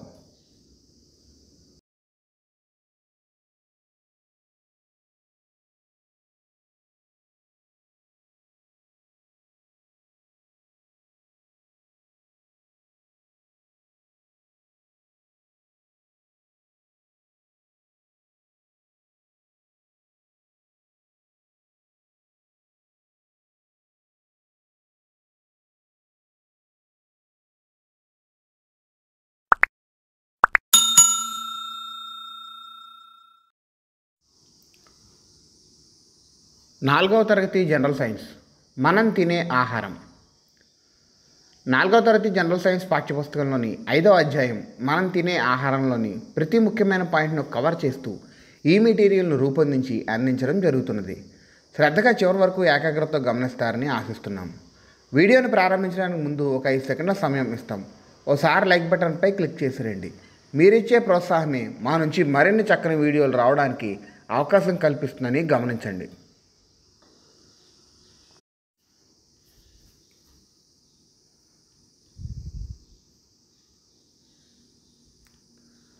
తమకు ఇష్టమైన ఆహారాన్ని తినడం ఆనందకరమైన అనుభూతిని కలిగిస్తుంది. మనం మన స్నేహితులు, కుటుంబ సభ్యులతో కలిసి భోజనం చేయడాన్ని ఇష్టపడతాం. వేడుకలు, విహారయాత్రలు, వనభోజనాల్లో అందరూ కలిసి భోజనం చేయడం జరుగుతుంది. ఆహారాన్ని తీసుకోవడం సంతోషదాయకమే కాదు, అది మనకు కావలసిన శక్తిని అందిస్తుంది. ఆహారం తీసుకోనట్లయితే మనం జబ్బు పడతాం కనుక సరైన సమయానికి భోజనం చేయడం అత్యవసరం. ఉదయం అల్పాహారం తీసుకొని పిల్లలు నీరసంగా ఉండి ఉదయపు ప్రార్థన సమయంలో కళ్ళు తిరిగి పడిపోవడం గమనిస్తుంటాం. చాలామంది పిల్లలు ఇంటి వద్ద వండింది నచ్చక లేదా చాలినంత ఆహారం లభించక ఏమీ తినకుండానే పాఠశాలకు వస్తూ ఉంటారు. ఆహారం లేని కారణంగా చదువుపై శ్రద్ధ పెట్టలేరు, తరగతి గదిలో ఉత్సాహంగా ఉండలేరు. మధ్యాహ్న భోజనం రోజువారీ మెనుపై ఆధారపడి ఉంటుంది.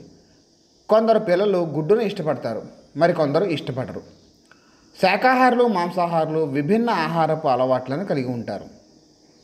విస్తరలో వడ్డించుకున్న ఆహార పదార్థాలను తినకుండా వృధా చేయడం మంచి అలవాటు కాదు. సాంబార్లోని కూరగాయ ముక్కలను తినకుండా వదిలేయడం మంచి అలవాటు కాదు. కొందరు పిల్లలు తమ పేదరికం కారణంగా ఇంటి వద్ద పూర్తి స్థాయిలో భోజనం తీసుకోలేని పరిస్థితుల్లో ఉంటారు. అటువంటి పిల్లలందరికీ ఆరోగ్యకరమైన ఆహారాన్ని అందించే ప్రయత్నంలో భాగంగానే ప్రభుత్వం మధ్యాహ్న భోజన పథకం ప్రారంభించింది.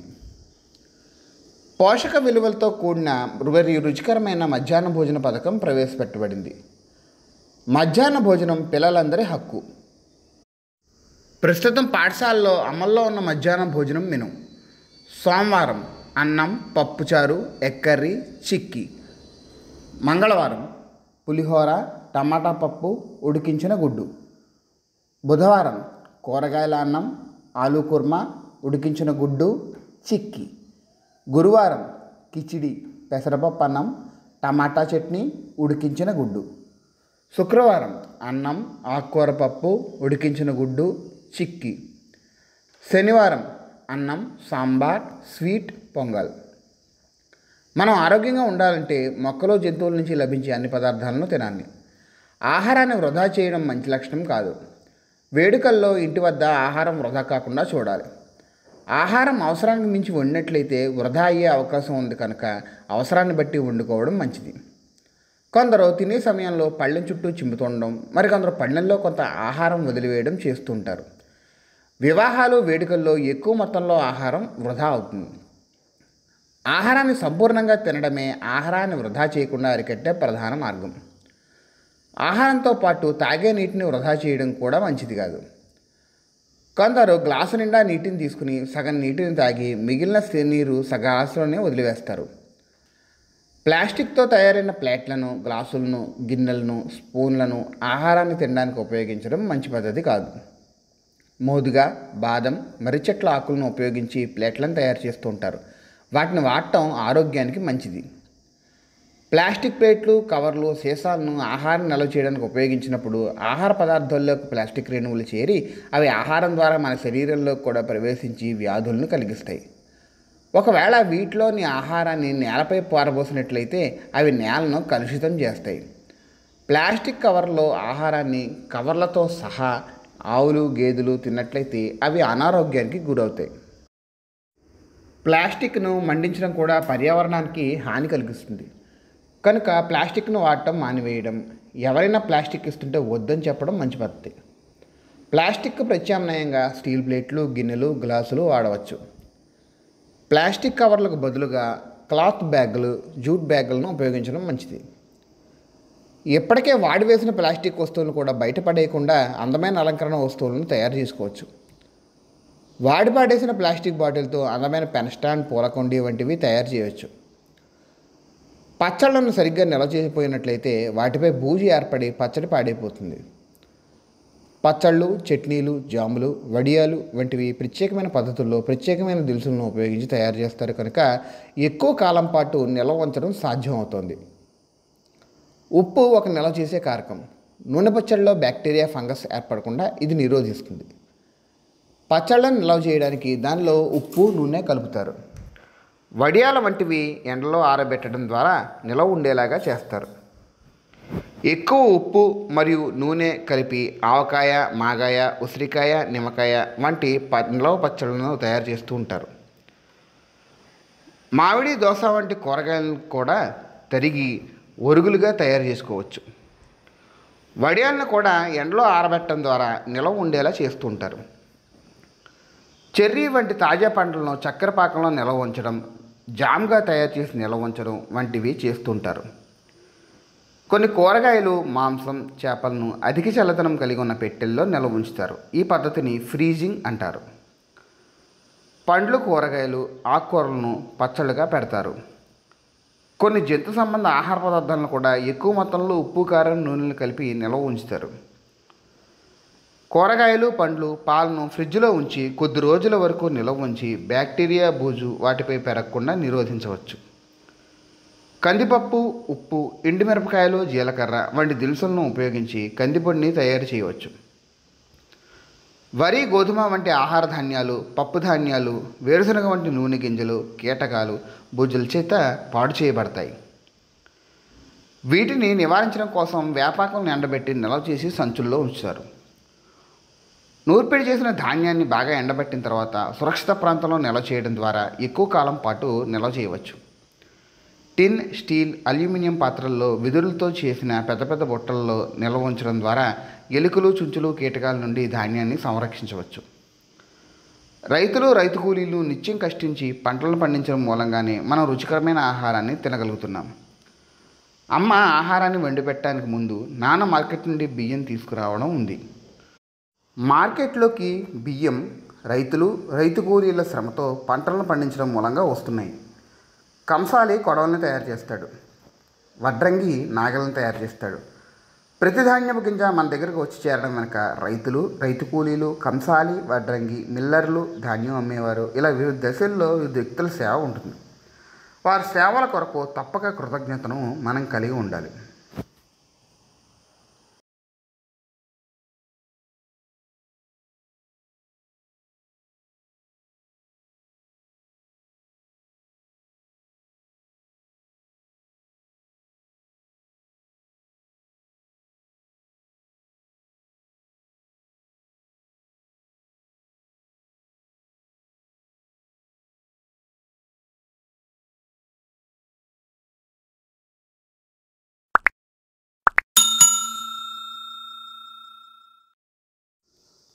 నాలుగవ తరగతి జనరల్ సైన్స్ నీరు.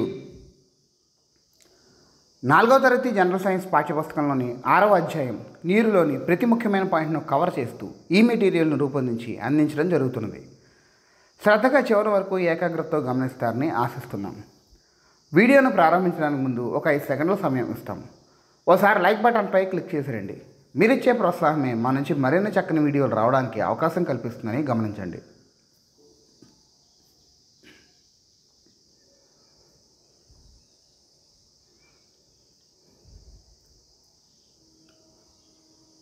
మనం దాహం వేసినప్పుడు నీటిని తాగుతుంటాం. కొన్ని ప్రాంతాల్లో నీరు ఉప్పగాను, మరికొన్ని ప్రాంతాల్లో తీయగాను ఉంటుంది. చాలా ప్రాంతాల్లో కుళాయి నీటిని తాగడానికి ఉపయోగిస్తూ ఉంటారు. గ్రామ పంచాయతీ వారు శుద్ధి చేసిన తాగునీటిని ఇళ్లకు కుళాయిల ద్వారా సరఫరా చేస్తూ ఉంటారు. చాలా గ్రామాల్లో నీటి వనరులుగా చెరువులు ఉంటాయి. చెరువుల్లో నీరు ప్రధానంగా వ్యవసాయానికి, తాగడానికి, ఇతర అవసరాలకు వినియోగించబడుతుంది. పాఠ్యపుస్తకంలో ఉదహరించిన యతలవంక చెరువు చిత్తూరు జిల్లా పొంగనూరు మండలంలోని నీటిగుంట్లపల్లిలో కలదు. ఈ చెరువును ఆ గ్రామస్తులే నిర్మించుకున్నారు. ఆ గ్రామంలో వరి ప్రధాన ఆహార పంట. వేరుశనగ, మిర్చి, టమాటా మొదలైన పంటలు కూడా ఈ చెరువు నీటితో వ్యవసాయం చేస్తూ రైతులు పండిస్తుంటారు. పశువులకు తాగడానికి నీరు కూడా ఈ చెరువు నుంచే లభిస్తోంది. గొబ్బెమ్మలు, కార్తీక దీపాలు వంటి పండుగలను కూడా ఈ చెరువు వద్ద నిర్వహించుకుంటూ ఉంటారు. చెరువు గట్లు పటిష్టం చేయడం, పూడిక తీయడం, నీటి సరఫరా వంటి బాధ్యతలను గ్రామ పంచాయతీ నిర్వహిస్తూ ఉంటుంది. నీటి చెరువు నిర్మాణం అనేది ఒక సమిష్టి కార్యక్రమం. గ్రామంలో ప్రతి ఒక్కరూ దీని నిర్మాణంలో భాగస్వాములు అవుతారు. మొదటగా గ్రామస్తులు వరద నీటి వనరును, చెరువు నిర్మాణానికి తగిన స్థలమును గుర్తిస్తారు, గట్లు నిర్మిస్తారు. రాళ్లతో నిర్మించిన గట్లు నీటిని నిల్వ చేయడానికి ఉపయోగిస్తారు. నీటిని బయటకు వదిలే దారులు 2 వైపులా ఏర్పాటు చేస్తారు. కొన్ని చెరువులు కాలువలతో అనుసంధానం చేయబడి వర్షాకాలంలో నీరు ఒక చెరువు నుండి మరొక చెరువుకు ప్రవహిస్తుంది. అనంతపురం జిల్లాలోని బుక్కపట్నం, ధర్మవరం చెరువులు ఈ రకానికి చెందినవి. నదుల నీటితో చెరువులు నింపడానికి కూడా కాలువలు తవ్వుతుంటారు. కృష్ణా, ఉభయ గోదావరి జిల్లాల్లో ఈ తరహా చెరువులు కనిపిస్తూ ఉంటాయి. చెరువుల వల్ల భూగర్భ నీటి మట్టం పైకి వస్తుంది. చెరువులు లేకపోయినట్లయితే వేసవిలో భూగర్భ నీటి మట్టం చాలా కిందికి వెళ్ళి బోరుబావులు ఎండిపోతాయి. చెరువులు నిర్మించినట్లయితే భూగర్భ నీటి మట్టం పెరిగి బావులు, బోరుబావుల్లో నీరు పెరుగుతుంది. రైతులు బోరుబావుల నుండి వచ్చే నీటిని ఉపయోగించి పంటలు పండిస్తున్నారు. భూగర్భ నీటి మట్టం పెంచడానికి చెరువులను తవ్వాలి, ఇంకుడు గుంటలను నిర్మించాలి. చెరువుల నుండి పూడికి తీసిన మట్టి సారవంతమైంది కనుక పొలాల్లో వేస్తూ ఉంటారు. చెరువుల్లో నీరు తరచూ కలుషితం అవుతూ ఉంటుంది. చెరువుల్లో నీటిని అలాగే తాగితే మనకు టైఫాయిడ్, కలరా మరియు నీళ్ల విరోచనాలు వంటి వ్యాధులు కలుగుతాయి. చెరువులో నీటిని తాగడం సురక్షితం కాదు. చెరువుల్లో నీరు మనుషుల అనాలోచిత చర్యల వలన కలుషితం అవుతున్నది.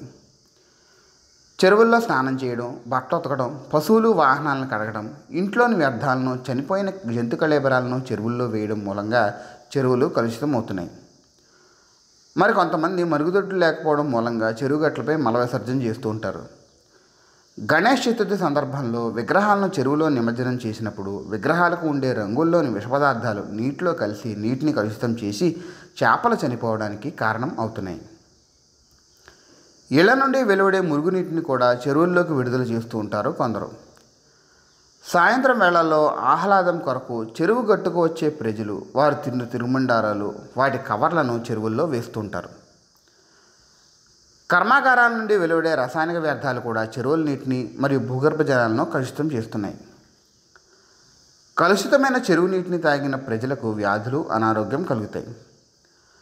కాలుష్యం పట్ల అవగాహన పెరుగుతున్న నేపథ్యంలో ఇటీవల ప్రజలు నీటి కాలుష్య నియంత్రణకు అనేక కార్యక్రమాలు చేపడుతున్నారు.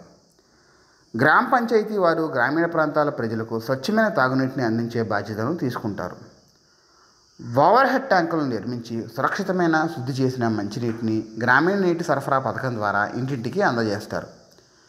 నీటిని వడపోయడంలో నీరు వరుసగా తేర్చే తొట్టి, వడపోత తొట్టి, క్లోరినేషన్ తొట్టి, నిలవ చేయి తొట్టిల ద్వారా ప్రవహించి ఇంటికి చేరుకుంటాయి. చెరువులోని నీటిని శుద్ధి చేయడంలో కొన్ని దశలు ఉంటాయి. చెరువు లేక నది నుండి నీరు పెద్ద ప్రమాణంలో ఉండే తేర్చే తొట్టెల్లోకి నింపబడుతుంది. నీటిలో బరువైన పదార్థాలు కిందికి చేరతాయి. ఆకులు, మొక్కలు వంటివి కూడా తొలగించబడతాయి. ఆ తర్వాత నీటిని వడపోత తొట్టిలోకి పంపి నీటిని వడపోయడం జరుగుతుంది. వడపోత తొట్టిలో చిన్న చిన్న పదార్థాలు తొలగించబడతాయి. వడపోయబడిన నీరు క్లోరినేషన్ తొట్టిలోకి పంపబడుతుంది. అక్కడ నీటికి బ్లీచింగ్ పౌడర్ చేర్చబడుతుంది. దీనివలన నీటిలో సూక్ష్మజీవులు చంపబడతాయి. క్లోరినేషన్ చేయబడిన నీటిని పెద్దగా ఉండే ఓవర్ హెడ్ ట్యాంకులకు మోటార్ల ద్వారా పంపు చేస్తారు. ఓవర్ హెడ్ ట్యాంకుల నుండి పైపుల ద్వారా ఇళ్లకు నీరు సరఫరా చేయబడుతుంది. శుద్ధి చేయని నీటిలో హానికారక క్రిములు ఉంటాయి. ఈ నీటిని తాగినట్లయితే మనం అనారోగ్యం బారిన పడతాం కనుక కాచి చల్లార్చిన నీటిని తాగడం మంచిది. కొన్ని చెరువుల్లోని నీరు వచ్చే మార్గాలు మానవ ప్రయత్నాల వల్ల మూసుకుపోయి చెరువులు ఎండిపోతాయి. మరికొన్ని చెరువుల్లో గుర్రపడెక్క మొక్కలు, నాచు మొక్కలు పెరుగుతూ ఉంటాయి. మన చెరువులను సంరక్షించుకోవడం మన బాధ్యత.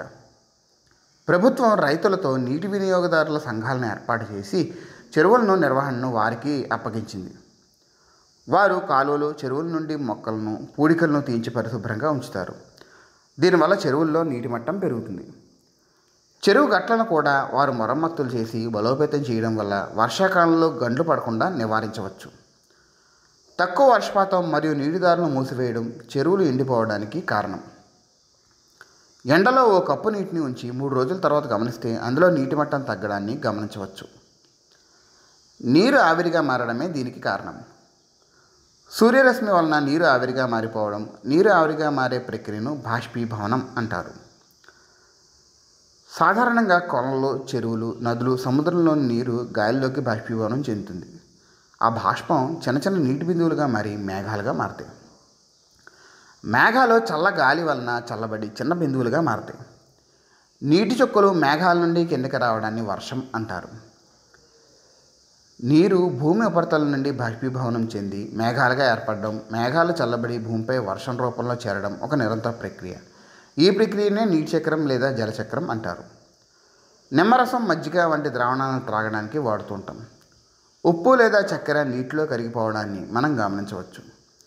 నీటికి కొన్ని పదార్థాలను కరిగించుకునే గుణం ఉంటుంది. నీటిని నేలను తుడవడానికి, బట్టలు ఉతకడానికి, అంట్లు తోముటకు, స్నానానికి ఉపయోగిస్తారు. నీటిలో చక్కెర, ఉప్పు కలిపితే అవి నీటిలో కరిగిపోతాయి. పాలు నీటిలో కలిసిపోయి తెలుపు రంగుకు మారుతుంది. పిండిని నీటిలో కలిపినప్పుడు అది నీటిలో కరగదు, కానీ నీటి రంగు మాత్రం తెల్లగా మారుతుంది. పప్పు నీటిలో కరగదు. నూనె నీటిలో కరగదు, కలవదు. నీరు, నూనె విడివిడిగా ఉండటాన్ని మనం స్పష్టంగా చూడవచ్చు. నేలలో కొన్ని పదార్థాలను నీటిలో కరగడం మూలంగా నీటికి రుచి వస్తుంది. అందుకే కొన్ని చోట్ల నీరు తీయగాను, మరికొన్ని చోట్ల ఉప్పగాను, ఇంకొన్ని చోట్ల నీరు చప్పగా అనిపిస్తుంది.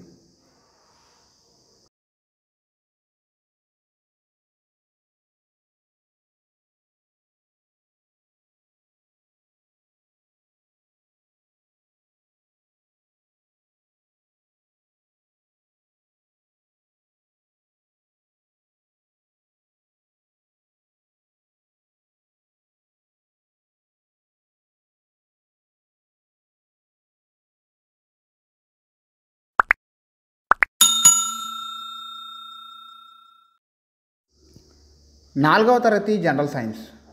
వారి సేవలు విలువైనవి. 4వ తరగతి జనరల్ సైన్స్ పాఠ్యపుస్తకంలోని 7వ అధ్యాయం వారి సేవలు విలువైనవిలోని ప్రతి ముఖ్యమైన పాయింట్ను కవర్ చేస్తూ ఈ మెటీరియల్ను రూపొందించి అందించడం జరుగుతున్నది. శ్రద్ధగా చివరి వరకు ఏకాగ్రతతో గమనిస్తారని ఆశిస్తున్నాం. వీడియోను ప్రారంభించడానికి ముందు ఒక 5 సెకండ్ల సమయం ఇస్తాం. ఓసారి లైక్ బటన్పై క్లిక్ చేసి రండి. మీరిచ్చే ప్రోత్సాహమే మా నుంచి మరిన్ని చక్కని వీడియోలు రావడానికి అవకాశం కల్పిస్తుందని గమనించండి.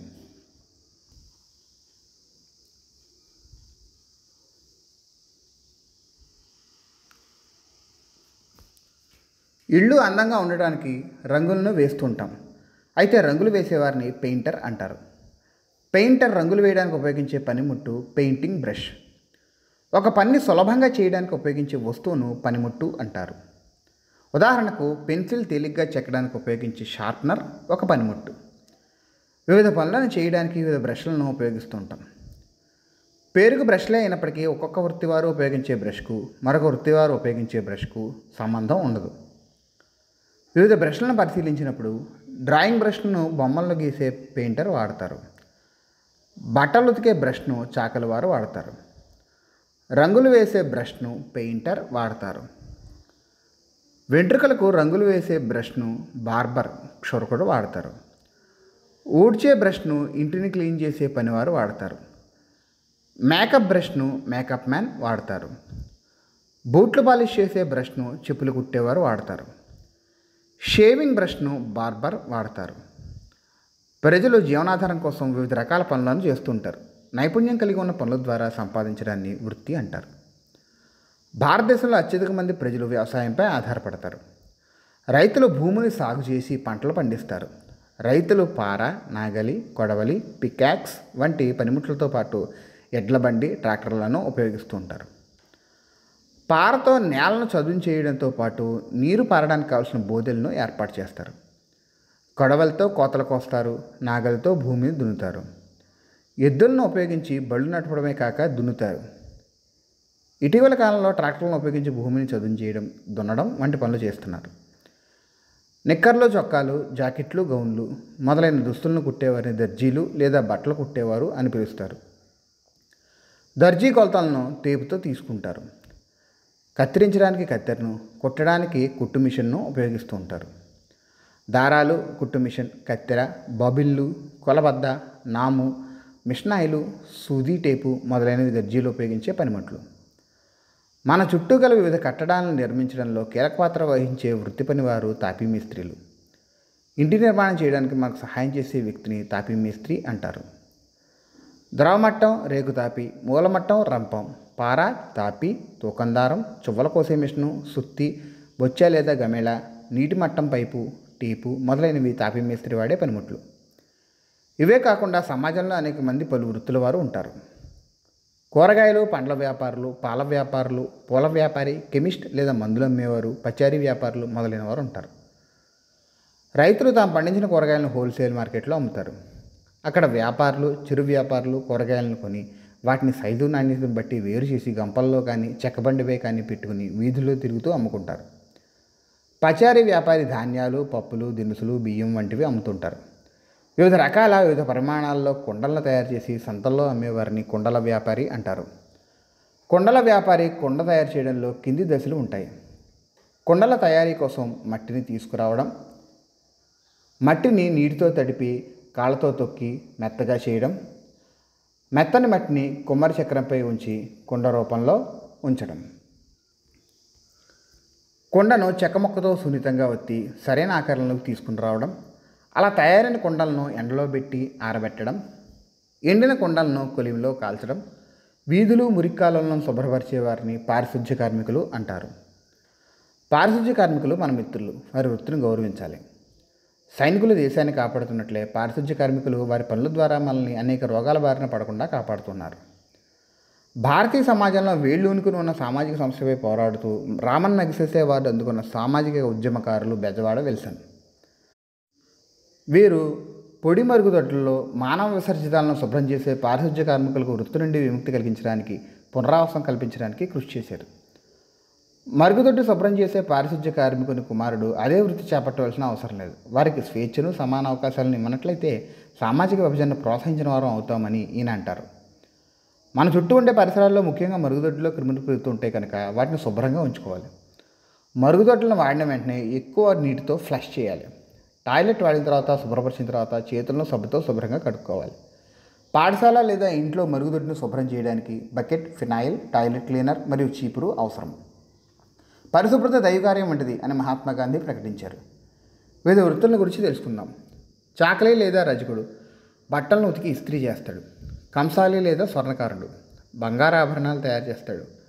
చర్మకారుడు చెప్పులను కుడతాడు, సరిచేస్తాడు. ఎలక్ట్రీషియన్ కరెంటు పనిముట్లకు వైరింగ్ చేస్తాడు. ప్లంబర్ నీటి పైపుల నిర్వహణలో సహకరిస్తాడు. కూలీ రైల్వే స్టేషన్, బస్ స్టేషన్లలో సామాన్లు, బరువులు మోస్తాడు. జాలరి చేపలను పట్టి అమ్ముతాడు. పారిశుధ్య కార్మికులు పరిసరాలను శుభ్రంగా ఉంచుతారు. సైనికులు దేశ సరిహద్దుల వద్ద కాపలా ఉండే దేశాన్ని కాపలా కాడతారు. ఇవే కాకుండా మరికొన్ని వృత్తులు కూడా కలవు. టీచర్ పాఠాలను బోధిస్తుంటారు. డాక్టర్ ఆసుపత్రిలో వైద్యం చేస్తూ ఉంటారు. నర్స్ ఆసుపత్రిలో రోగులకు సేవ చేస్తూ ఉంటారు. పోలీస్ పౌర రక్షణ కోసం ప్రయత్నిస్తూ ఉంటారు. పోస్ట్ మ్యాన్ ఉత్తరాలను బట్వాడా చేస్తూ ఉంటారు. లాయర్ లేదా జడ్జి న్యాయ సేవలను అందిస్తూ ఉంటారు. రైతులకు సహకరించడానికి వ్యవసాయ అధికారి తగ్గింపు ధరల్లో విత్తనాలు, పనిముట్లు అందిస్తూ ఉంటారు. విద్యుత్ ఇంజనీరు విద్యుత్ సరఫరా చేసి సహకరిస్తూ ఉంటారు. బ్యాంక్ మేనేజర్ తక్కువ వడ్డీకి అప్పులను అందించి రైతులకు సహాయపడతాడు. తహసీల్దార్ భూమి హక్కు పాస్ పుస్తకాలు, పట్టాదారు పాస్ పుస్తకాలు అందిస్తారు. కోవిడ్-19 సమయంలో పారిశుధ్య కార్మికులు ఎటువంటి భయం లేకుండా నిరంతరం అన్ని ప్రాంతాలను శుభ్రపరిచి మొదటి సమరయోధులుగా వ్యవహరించారు. ఇటువంటి ప్రమాదకర పరిస్థితుల్లో వారు చేసిన నిస్వార్థ సేవకు మనం వారికి వందనం చేసి గౌరవం ఇవ్వాలి.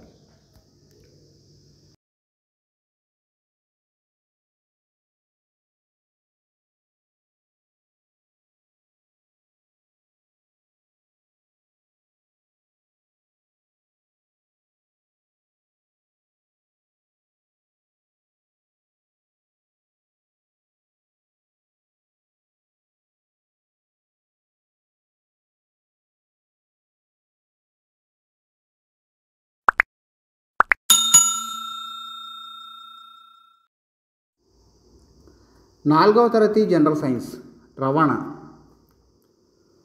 4వ తరగతి జనరల్ సైన్స్ పాఠ్యపుస్తకంలోని 8వ అధ్యాయం రవాణాలోని ప్రతి ముఖ్యమైన పాయింట్ను కవర్ చేస్తూ ఈ మెటీరియల్ను రూపొందించి అందించడం జరుగుతున్నది.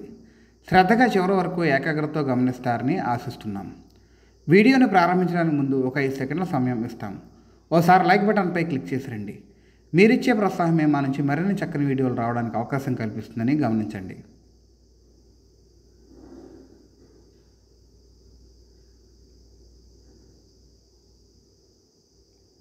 పాఠ్యపుస్తకంలో ఉదహరించిన మను రాసిన పుస్తకం ది ట్రైన్ ట్రావెల్ రైలు ప్రయాణం అనే పుస్తకమును అజిత్ చదువుతున్నాడు. మను ది ట్రైన్ ట్రావెల్ రైలు ప్రయాణం అనే తన పుస్తకంలో మను తాను మైదానాలు, కొండ ప్రాంతాలు, ఎడారులు, మంచు పర్వతాల మధ్య తన ప్రయాణాలను గురించి రాసింది. సరుకుల రవాణాకు, మనుషుల ప్రయాణానికి వేరువేరు రకాలైన వాహనాలను ఉపయోగిస్తారు. మనుషులు, వస్తువులు ఒక ప్రాంతం నుంచి మరొక ప్రాంతానికి భూ, జల, వాయు మార్గాల్లో జరిపే కదలికలను రవాణా అంటారు. సాధారణంగా మనం సైకిల్, బస్, కార్, ట్రైన్ మొదలైన వాటిని ఒక ప్రదేశం నుంచి మరొక ప్రదేశానికి ప్రయాణించడానికి ఉపయోగిస్తాం. రవాణా వ్యవస్థ లేకపోతే మన జీవితం దుర్భరం అవుతుంది. రవాణా వ్యవస్థ, ప్రయాణ సాధనాలు మనకు సౌఖ్యాన్ని ఇస్తాయి. రవాణా వ్యవస్థయే మనల్ని అందరినీ కలుపుతుంది. మైదాన ప్రాంత రవాణాకు, కొండ ప్రాంతపు రవాణాకు తేడా ఉంటుంది. రవాణా వ్యవస్థ అక్కడ భౌగోళిక పరిస్థితులపై ఆధారపడి ఉంటుంది. కొండ ప్రాంతాలు, అడవులు, ఎడారులు, నీటిలో, మంచులో ఉపయోగించే రవాణా పద్ధతులు భిన్నమైనవిగా ఉంటాయి. పల్లెల్లో, పట్టణాల్లో ఉపయోగించే రవాణా వ్యవస్థల మధ్య కూడా భిన్నత్వం కనిపిస్తుంది. సైకిల్, బైక్, కార్, లారీ మొదలైన వాహనాలు రోడ్ల మీద ప్రయాణిస్తాయి. గ్రామీణ ప్రాంతాల్లో రోడ్డు సౌకర్యం సరిగా లేని ప్రాంతాల్లో గ్రామస్తులు ఎడ్ల బండ్లు, గుర్రపు బండ్లు లేదా టాంగాలు, జట్కా, ట్రాక్టర్లు ఉపయోగించి సమీప ఊళ్లకు వెళ్తారు. కొండ ప్రాంతాల్లో సరైన రోడ్డు మార్గం ఉండదు కనుక అక్కడి ప్రజలు కాలిబాటల్లో ప్రయాణిస్తారు. గాడిదలను, గుర్రాలను వస్తు రవాణా కోసం ఉపయోగిస్తారు. మన ఆంధ్రప్రదేశ్లోని విశాఖపట్నం జిల్లా అరకులోయ ప్రాంతంలో ఇటువంటి రవాణా పద్ధతులను చూడవచ్చు. ఇప్పుడిప్పుడే కొండ ప్రాంతాల్లో రోప్వేలను కూడా రవాణా కొరకు ఉపయోగిస్తున్నారు. రోప్వేలో వినియోగించే ఏరియల్ కార్లు ఇనుప తీగలపై ప్రయాణిస్తాయి. అడవుల్లో అయితే శాశ్వత రోడ్డు మార్గాలు ఉండవు. అటువంటి అడవుల్లో గిరిజనులు కాలిబాటలను ఉపయోగించి ఒక ప్రాంతం నుంచి మరొక ప్రాంతానికి ప్రయాణిస్తారు. అలా చాలా దూరం నడిచిన తర్వాత వారు రోడ్డు మార్గాన్ని చేరి అక్కడి నుంచి బస్సులో ప్రయాణిస్తూ ఉంటారు. అడవుల్లో వృద్ధులను, రోగులను డోలీల్లో మోసుకెళ్తారు. చాలా సందర్భాల్లో రోగులు, గర్భిణీ స్త్రీలు సమయానికి ఆసుపత్రులకు చేరుకోలేక ఇబ్బంది పడుతూ ఉంటారు. ఎడారి ప్రాంతాల్లో చాలా పరిమితమైన రవాణా సౌకర్యాలు ఉంటాయి. సాధారణంగా ఎడారుల్లో ఒంటెను ప్రధాన రవాణా సౌకర్యంగా చెప్పవచ్చు. ఒంటెను ఎడారి ఓడ అంటారు. అది ఇసుకలో ఎక్కువ దూరం సునాయాసంగా, నీరు కూడా తాకకుండా ప్రయాణించగలదు. ఒంటె యొక్క పొడవాటి కాళ్ళు ఇసుక నుంచి వచ్చే వేడి శరీరానికి తాకకుండా కాపాడతాయి. ఒంటె యొక్క పాదాలు వెడల్పుగా ఉండడం వలన ఇసుకలో కూడా వేగంగా నడవగలవు. ధ్రువ ప్రాంతాలు ఎల్లప్పుడూ మంచుతో కప్పబడి ఉంటాయి కనుక అక్కడ కుక్కల్లాగే స్లెడ్జ్ అనే రవాణా సాధనం అక్కడ వినియోగించబడుతుంది. మన దేశంలో హిమాలయ ప్రాంతాల్లో, మంచు పర్వతాల్లో ప్రజలు జళ్లబర్రే లేక స్లెడ్జ్లను ప్రయాణం కోసం వాడతారు. జల రవాణాలో ప్రముఖమైనది పడవల ద్వారా రవాణా. మన రాష్ట్రంలోని గోదావరి, కృష్ణా నదుల్లోని అనేక లంక గ్రామాలను చేరుకోవడానికి పడవలు ఉపయోగిస్తాం. ఆగడాల లంక, కోమటి లంక, చెట్టుకుపాడు వంటివి గోదావరి నదిలో కొన్ని లంక గ్రామాలు. అక్కడి ప్రజలు సమీపంలోని గ్రామాలను, పట్టణాలను చేరడానికి పుట్టీలను, పడవలను, పంటులను రవాణా సౌకర్యాలుగా ఉపయోగిస్తూ ఉంటారు. శాస్త్రవేత్తలు అత్యంత వేగంగా ప్రయాణించే బుల్లెట్ ట్రైన్స్ను, నీటిపైన వేగంగా ప్రయాణించే వాటర్ కార్లను, గాలిలో ఎగిరే డ్రోన్లను అభివృద్ధిపరిచి ప్రయాణాన్ని మరింత వేగంగా, సులభంగా చేస్తున్నారు. వివిధ రకాల ప్రదేశాల్లో నివసించే ప్రజలు పరిసరాలకు అనుగుణంగా తమ జీవన విధానాన్ని అభివృద్ధి చేసుకుంటున్నారు. వస్త్రధారణ, ఆహారం, రవాణా సౌకర్యాలు మొదలైనవి పరిసరాలకు, వాతావరణ పరిస్థితులకు అనుగుణంగా మార్చుకుంటున్నారు. అందమైన ప్రదేశం అయిన భారతదేశంలో ప్రజలు భిన్న రకాలుగా విస్తరించి ఉన్నారు. భారతదేశంలో ప్రజలు భిన్నత్వంలో ఏకత్వాన్ని కలిగి ఉన్నారు. జంతువులను ఉపయోగించి మనం టాంగా, ఎడ్లబండి వంటి వాటిలో ప్రయాణిస్తున్నాం కనుక జంతువుల పట్ల మనం శ్రద్ధ వహించాల్సి ఉంటుంది. ఆంధ్రప్రదేశ్ రాష్ట్రంలో విశాఖపట్నం, రాజమండ్రి, గన్నవరం, వైఎస్ఆర్ కడప, రేణిగుంట మరియు పుట్టపర్తిలో విమానాశ్రయాలు కలవు. ఆంధ్రప్రదేశ్ రాష్ట్రంలో విశాఖపట్నం, కాకినాడ మరియు కృష్ణపట్నంలో నౌకాశ్రయాలు కలవు.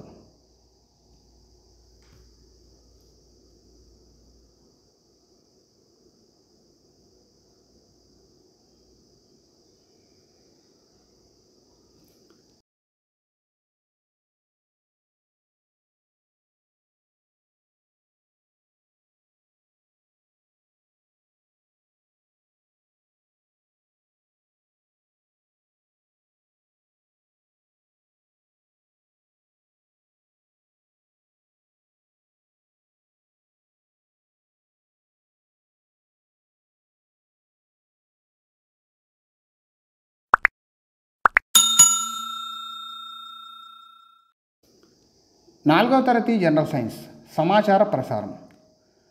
4వ తరగతి జనరల్ సైన్స్ పాఠ్యపుస్తకంలోని 9వ అధ్యాయం సమాచార ప్రసారంలోని ప్రతి ముఖ్యమైన పాయింట్ను కవర్ చేస్తూ ఈ మెటీరియల్ను రూపొందించి అందించడం జరుగుతున్నది. శ్రద్ధగా చివరి వరకు ఏకాగ్రతతో గమనిస్తారని ఆశిస్తున్నాం. వీడియోను ప్రారంభించడానికి ముందు ఒక 5 సెకండ్ల సమయం ఇస్తాం. ఓసారి లైక్ బటన్పై క్లిక్ చేసి రండి. మీరిచ్చే ప్రోత్సాహమే మన నుంచి మరిన్ని చక్కని వీడియోలు రావడానికి అవకాశం కల్పిస్తుందని గమనించండి.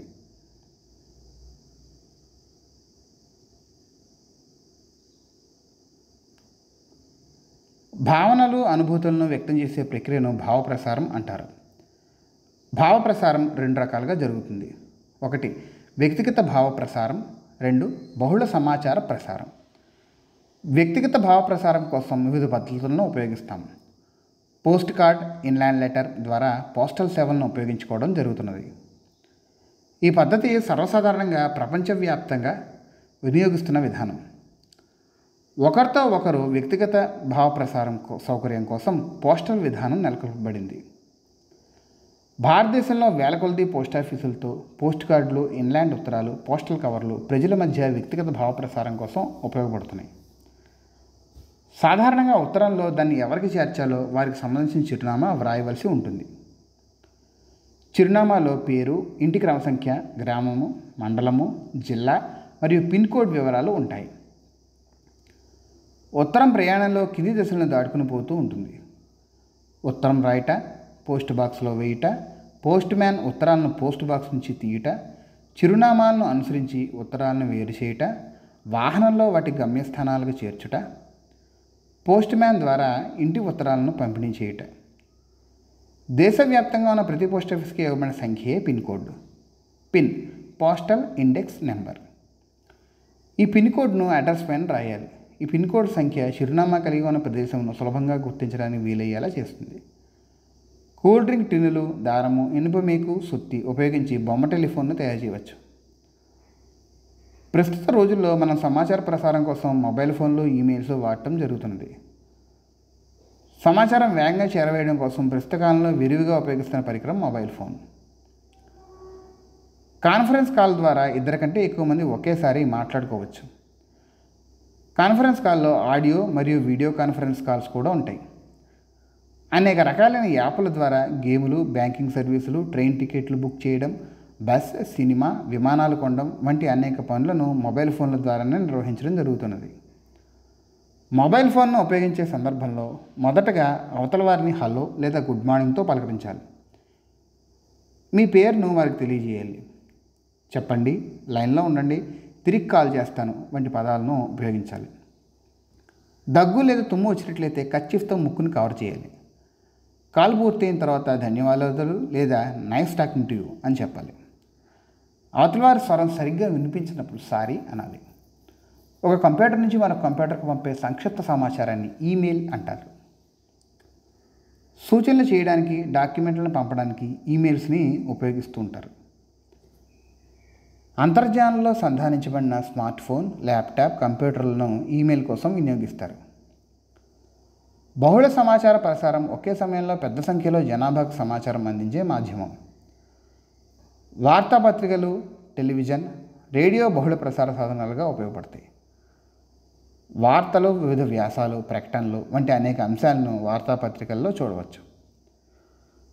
ప్రపంచ వార్తలను, సమాచారాన్ని ప్రింట్ రూపంలో పొందడానికి అవకాశం కల్పించేదే వార్తాపత్రిక. వినికిడికి సంబంధించిన పరికరం రేడియో. వార్తలు, అభిప్రాయాలు, ప్రసంగాలు రేడియో ద్వారా వినవచ్చు. తుఫాన్లు, వరదల సమయంలో వాటి సమాచారం తెలుసుకోవడానికి, సాంస్కృతిక విద్యా కార్యక్రమాలను వినడానికి రేడియో ఉపయోగపడుతుంది. టెలివిజన్ వినికిడి మరియు దృష్టి సంబంధించిన సమాచార ప్రసార సాధనం.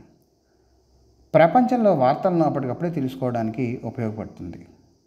ఫేస్బుక్, ట్విట్టర్, ఇన్స్టాగ్రామ్ మరియు వాట్సాప్ వంటి వాటిని సామాజిక మాధ్యమాలు అంటారు. అదే పనిగా ఇయర్ ఫోన్స్తో సంగీతం వినడం వల్ల వినికిడి శక్తి దెబ్బతింటుంది. ఎక్కువ సమయం మొబైల్ చూడడం మూలంగా కూడా కంటి చూపు దెబ్బతింటుంది.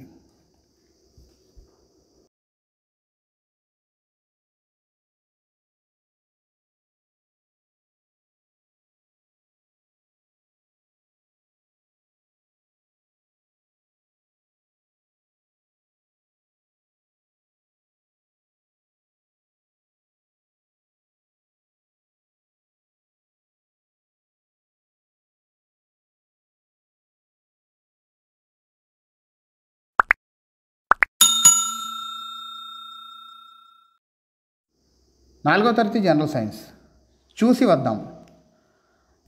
4వ తరగతి జనరల్ సైన్స్ పాఠ్యపుస్తకంలోని 10వ అధ్యాయం చూసి వద్దాంలోని ప్రతి ముఖ్యమైన పాయింట్ను కవర్ చేస్తూ ఈ మెటీరియల్ను రూపొందించి అందించడం జరుగుతున్నది. శ్రద్ధగా చివరి వరకు ఏకాగ్రతతో గమనిస్తారని ఆశిస్తున్నాము. వీడియోని ప్రారంభించడానికి ముందు ఒక 5 సెకండ్ల సమయం ఇస్తాము. ఒకసారి లైక్ బటన్పై క్లిక్ చేసి రండి. మీరిచ్చే ప్రోత్సాహమే మా నుంచి మరిన్ని చక్కని వీడియోలు రావడానికి అవకాశం కల్పిస్తుందని గమనించండి.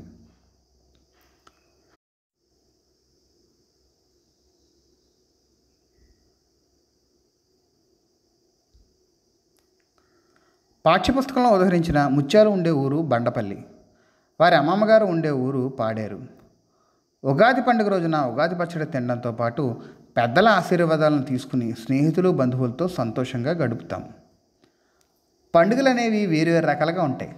1 జాతీయ పండుగలు, 2 వ్యవసాయ సంబంధ పండుగలు, 3 మతపర పండుగలు. గణతంత్ర దినోత్సవం, స్వాతంత్ర దినోత్సవం వంటివి జాతీయ పండుగలు. ఏరువాక వ్యవసాయానికి సంబంధించిన పండుగ. దీపావళి, క్రిస్మస్, రంజాన్ మతపరమైన పండుగలు. హిందువులు మార్చి లేదా ఏప్రిల్లో శ్రీరామనవమి పండుగను జరుపుకుంటారు. శ్రీరామనవమి శ్రీరాముని పుట్టినరోజు పండుగ. శ్రీరామును పూజించి బెల్లంతో తయారు చేసిన పానకం అనే ద్రవాన్ని తీసుకుంటారు. క్రైస్తవులు క్రిస్మస్ పండుగను డిసెంబర్ 25వ తేదీన ప్రతి సంవత్సరం జరుపుకుంటారు. క్రిస్మస్ అనగా యేసుక్రీస్తు పుట్టినరోజు. ఆ రోజు శాంతాక్లాస్ పిల్లలకు ఇష్టమైన బహుమతులు, స్వీట్లు ఇస్తారని నమ్మకం. ముస్లింల ప్రధాన పండుగ ఈదుల్ ఫితర్. ఆ రోజున మసీదులో ప్రజలంతా చేరి అల్లాను ప్రార్థిస్తారు. పేదవారికి బహుమతులను, కానుకలను అందజేస్తారు. ఈద్ ముబారక్ అంటూ ఒకరినొకరు శుభాకాంక్షలు తెలియజేసుకుంటారు. సిక్కుల ప్రధాన పండుగ గురునానక్ జయంతి. ఆ రోజు వారు గురుద్వారాకు వెళ్ళి ప్రార్థనలు చేసుకుంటారు. ఆ రోజు గురునానక్ పుట్టినరోజు. ఆ రోజును గురుపరచ్గా పిలుచుకుంటారు. బౌద్ధులు జరుపుకునే పండుగ బుద్ధుని జయంతి. ఈ పండుగ బుద్ధ పౌర్ణమిగా ప్రాముఖ్యం చెందింది. పేదవారికి, అవసరంలో ఉన్నవారికి సహాయం చేయడం పండుగలప్పుడు ప్రజలు విధిగా చేసే పని. ఇది వారికి ఆనందాన్ని కలుగజేస్తుంది. మానవ సేవయే మాధవ సేవ. మోదుకొండమ్మ జాతర పాడేరు వద్ద గల మోదుగల గ్రామంలో జరుగుతుంది. జాతర అనగా సంవత్సరంలో ఒకసారి స్థానిక దేవాలయంలో జరిపే పండుగ. ఉత్తరాంధ్రలో గిరిజనులు జరిపే జాతరలో మోదుకొండమ్మ తల్లి జాతర ప్రధానమైంది. 3 రోజుల పాటు జరిగే జాతర ఇది. గుడి ప్రాంగణంలో నైవేద్యం తయారు చేసి దేవతకు సమర్పిస్తారు. ప్రజలంతా జాతర సమయంలో ప్రార్థనల కోసం, వినోదం కోసం ఒకరితో ఒకరు కలుస్తారు. పాఠ్యపుస్తకంలో ఉదహరించిన బండపల్లి గ్రామానికి ఆ పేరు రావడానికి కారణం ఆ ఊరిలో ఉండే పెద్ద బండరాయి. గ్రామదేవత ప్రతిరోజు రాత్రివేళ ఆ బండను సందర్శిస్తుంది కనుక ఆ రాయి పవిత్రమైనదిగా భావిస్తూ ఆ ఊరిని బండ్లపల్లి అని పిలుస్తున్నారు. బండ్లపల్లిలో ఆ రాయి వారి సాంస్కృతిక వారసత్వానికి ప్రతీక. ఆంధ్రప్రదేశ్లో అనేక చారిత్రక ప్రదేశాలు కలవు. అనంతపురం జిల్లాలోని లేపాక్షిలో వీరభద్రుని గుడి ఉన్నది. 1530లో విజయనగర రాజు అయిన గవర్నర్లైన విరూపానంద మరియు వీరన్న ఈ గుడిని నిర్మించారు. ప్రపంచ ప్రఖ్యాతిగాంచిన నంది విగ్రహం ఇక్కడ కలదు. ఈ నందిని లేపాక్షి బసవన్న అంటారు. సిద్ధవటం కోట పెన్నా నది ఒడ్డున వైఎస్ఆర్ కడప జిల్లాలో కలదు. దీన్ని క్రీస్తుశకం 1303 సంవత్సరంలో 30 ఎకరాల భూమిలో కట్టారు.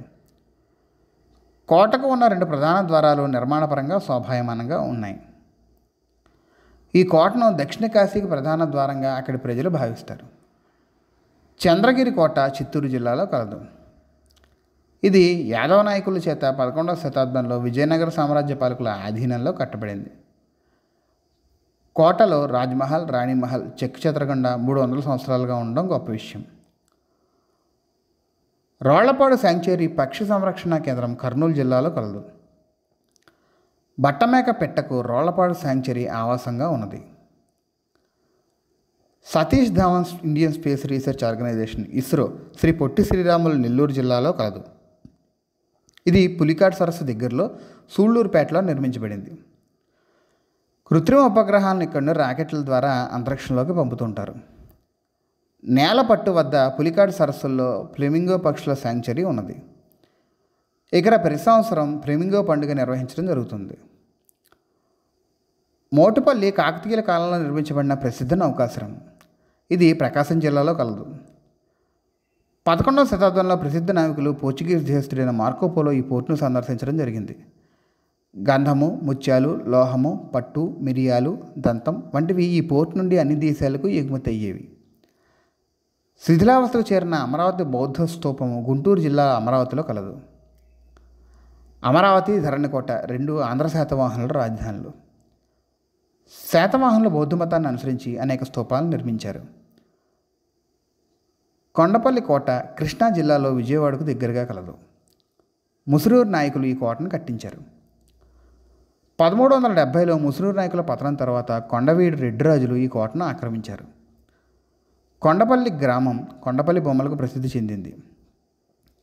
భారతదేశంలో పెద్ద మంచినీటి సరస్సుల్లో ఒకటైన కొల్లేరు సరస్సు పశ్చిమ గోదావరి జిల్లాలో గోదావరి కృష్ణా నదుల మధ్య విస్తరించి ఉంది. కొల్లేరు సరస్సు వద్ద ఆటపాక పక్షి సంరక్షణ కేంద్రం నెలకొని ఉంది.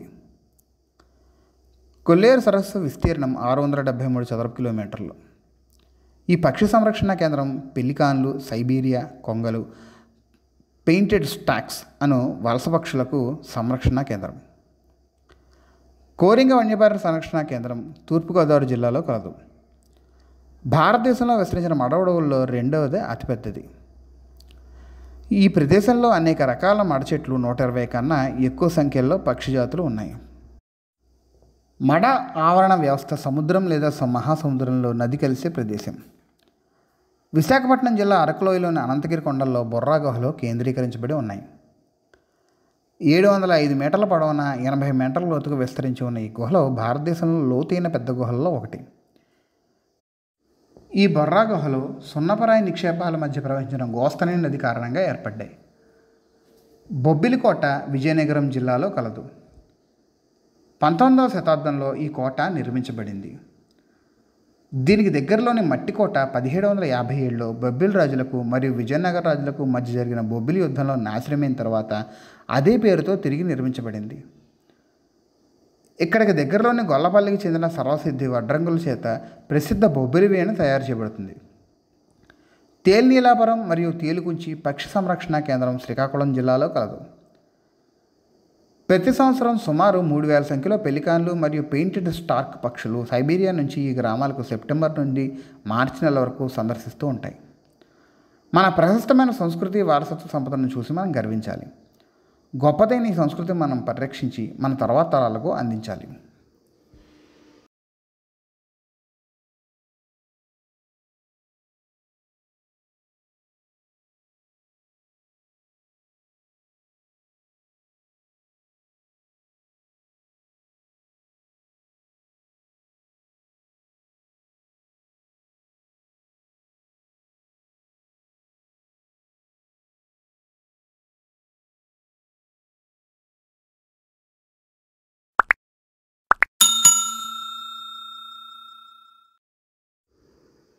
నాలుగవ తరగతి జనరల్ సైన్స్. మనం ఎక్కడ ఉన్నాం? 4వ తరగతి జనరల్ సైన్స్ పాఠ్యపుస్తకంలోని 11వ అధ్యాయం మనం ఎక్కడ ఉన్నాంలోని ప్రతి ముఖ్యమైన పాయింట్ను కవర్ చేస్తూ ఈ మెటీరియల్ను రూపొందించి అందించడం జరుగుతున్నది. శ్రద్ధగా చివరి వరకు ఏకాగ్రతతో గమనిస్తారని ఆశిస్తున్నాం. వీడియోని ప్రారంభించడానికి ముందు ఒక 5 సెకండ్ల సమయం ఇస్తాం. ఓసారి లైక్ బటన్పై క్లిక్ చేసి రండి.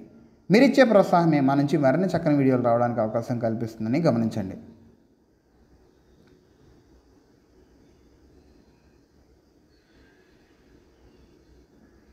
చిరునామా అనేది భూమిపైన మనం ఎక్కడ ఉన్నామన్న విషయాన్ని తెలియజేస్తుంది. పాఠ్యపుస్తకంలో ఉదహరించిన చెరిజక్క గ్రామం దోనుబాయ్ శ్రీకాకుళం జిల్లాలోని సీతంపేట మండలంలో గలదు. ఈ గ్రామం యొక్క పిన్ కోడ్ 532460. మన అవసరాన్ని బట్టి మనం వివిధ ప్రదేశాల్లో నివసిస్తుంటాం. ప్రజలు కలిసి నివసించే ప్రదేశాన్ని గ్రామం అంటారు. పాఠ్యపుస్తకంలో ఉదహరించిన దోనుబాయ్ గ్రామానికి ఉత్తరాన ముత్యాలు గ్రామం, దక్షిణాన సంభం గ్రామం, పశ్చిమాన మల్లి గ్రామం, తూర్పున కొండలు మరియు పైనాపిల్ తోట కలదు. సీతంపేట మండలానికి సరిహద్దుగా తూర్పున కొత్తూరు మండలం, పశ్చిమాన పాలకొండ మండలం, ఉత్తరాన భామిని మండలం మరియు దక్షిణాన బూర్జ మండలం కలదు. ఒక మండలంలో అనేక గ్రామాలు ఉన్నట్లుగా ఒక జిల్లాలో అనేక మండలాలు ఉంటాయి. శ్రీకాకుళం జిల్లా సరిహద్దులు తూర్పున బంగాళాఖాతం, పడమరన దక్షిణాన విజయనగరం జిల్లా, ఉత్తరాన ఒరిస్సా రాష్ట్రం కలవు. శ్రీకాకుళం జిల్లా ఆంధ్రప్రదేశ్లో కలదు. జిల్లాలో మండలాలు ఉన్నట్టుగానే రాష్ట్రంలో జిల్లాలు ఉంటాయి. ఆంధ్రప్రదేశ్ సరిహద్దులు తూర్పున బంగాళాఖాతం, పడమరన కర్ణాటక రాష్ట్రం, ఉత్తరాన ఒరిస్సా, తెలంగాణ మరియు ఛత్తీస్గఢ్ రాష్ట్రాలు, దక్షిణాన తమిళనాడు రాష్ట్రం కలవు. ఆంధ్రప్రదేశ్ రాష్ట్రంలో 13 జిల్లాలు కలవు. ఆంధ్రప్రదేశ్ రాజధాని అమరావతి. దేశంలో విస్తీర్ణపరంగా ఆంధ్రప్రదేశ్ రాష్ట్రం 7వది. నైసర్గికంగా ఆంధ్రప్రదేశ్ 3 ప్రదేశాలుగా విభజింపబడింది. అది ఉత్తరాంధ్ర, రాయలసీమ మరియు దక్షిణాంధ్ర. కొన్ని గ్రామాలు కలిసి మండలం ఏర్పడుతుంది. కొన్ని మండలాలు కలిసి జిల్లా ఏర్పడుతుంది. కొన్ని జిల్లాలు కలిసి రాష్ట్రం ఏర్పడుతుంది. ఆంధ్రప్రదేశ్ మన రాష్ట్రం. ఆంధ్రప్రదేశ్ రాష్ట్రంలోని జిల్లాలు వాటి ప్రధాన కార్యాలయాలు. శ్రీకాకుళం జిల్లా ప్రధాన కార్యాలయం శ్రీకాకుళం. విజయనగరం జిల్లా ప్రధాన కార్యాలయం విజయనగరం. విశాఖపట్నం జిల్లా ప్రధాన కార్యాలయం విశాఖపట్నం. తూర్పుగోదావరి జిల్లా ప్రధాన కార్యాలయం కాకినాడ. పశ్చిమ గోదావరి జిల్లా ప్రధాన కార్యాలయం ఏలూరు. కృష్ణా జిల్లా ప్రధాన కార్యాలయం మచిలీపట్నం. గుంటూరు జిల్లా ప్రధాన కార్యాలయం గుంటూరు. ప్రకాశం జిల్లా ప్రధాన కార్యాలయం ఒంగోలు. శ్రీ పొట్టి శ్రీరాములు నెల్లూరు జిల్లా ప్రధాన కార్యాలయం నెల్లూరు. చిత్తూరు జిల్లా ప్రధాన కార్యాలయం చిత్తూరు. వైఎస్ఆర్ కడప జిల్లా ప్రధాన కార్యాలయం కడప. అనంతపురం జిల్లా ప్రధాన కార్యాలయం అనంతపురం. కర్నూలు జిల్లా ప్రధాన కార్యాలయం కర్నూలు. కొన్ని రాష్ట్రాలు కలిపి దేశాన్ని ఏర్పరుస్తాయి. మన దేశం భారతదేశం. న్యూఢిల్లీ భారతదేశ రాజధాని. నైసర్గికంగా భారతదేశం 28 రాష్ట్రాలు, 9 కేంద్రపాలిత ప్రాంతాలుగా విభజింపబడింది. భారతదేశం విస్తీర్ణపరంగా ప్రపంచంలో 7వ స్థానాన్ని, జనాభా పరంగా 2వ స్థానాన్ని ఆక్రమించిన దేశం. భారతదేశంలో వివిధ రాష్ట్రాలు, వాటి రాజధానులు. ఆంధ్రప్రదేశ్ రాష్ట్ర రాజధాని అమరావతి. అరుణాచల్ ప్రదేశ్ రాష్ట్ర రాజధాని ఈటానగర్. అస్సాం రాష్ట్ర రాజధాని దిస్పూర్. బీహార్ రాష్ట్ర రాజధాని పాట్నా. ఛత్తీస్గఢ్ రాష్ట్ర రాజధాని రాయ్పూర్. గోవా రాష్ట్ర రాజధాని పణజీ. గుజరాత్ రాష్ట్ర రాజధాని గాంధీనగర్. హర్యానా రాష్ట్ర రాజధాని గాంధీనగర్. హిమాచల్ ప్రదేశ్ రాష్ట్ర రాజధాని సిమ్లా. జార్ఖండ్ రాష్ట్ర రాజధాని రాంచీ. కర్ణాటక రాష్ట్ర రాజధాని బెంగళూరు. మధ్యప్రదేశ్ రాష్ట్ర రాజధాని భోపాల్. మహారాష్ట్ర రాజధాని ముంబై. మణిపూర్ రాష్ట్ర రాజధాని ఇంఫాల్. మేఘాలయ రాష్ట్ర రాజధాని షిల్లాంగ్. మిజోరం రాష్ట్ర రాజధాని ఐజ్వాల్. నాగాలాండ్ రాష్ట్ర రాజధాని కోహిమా. ఒడిశా రాష్ట్ర రాజధాని భువనేశ్వర్. పంజాబ్ రాష్ట్ర రాజధాని చండీగఢ్. రాజస్థాన్ రాష్ట్ర రాజధాని జైపూర్. సిక్కిం రాష్ట్ర రాజధాని గ్యాంగ్టక్. తమిళనాడు రాష్ట్ర రాజధాని చెన్నై. తెలంగాణ రాష్ట్ర రాజధాని హైదరాబాద్. త్రిపుర రాష్ట్ర రాజధాని అగర్తల. ఉత్తరప్రదేశ్ రాష్ట్ర రాజధాని లక్నో. ఉత్తరాఖండ్ రాష్ట్ర రాజధాని డెహ్రాడూన్. పశ్చిమ బెంగాల్ రాష్ట్ర రాజధాని కోల్కతా. కొన్ని దేశాలను కలిపి ఖండం అంటారు. మనం భారతదేశం ఆసియా ఖండానికి చెందింది.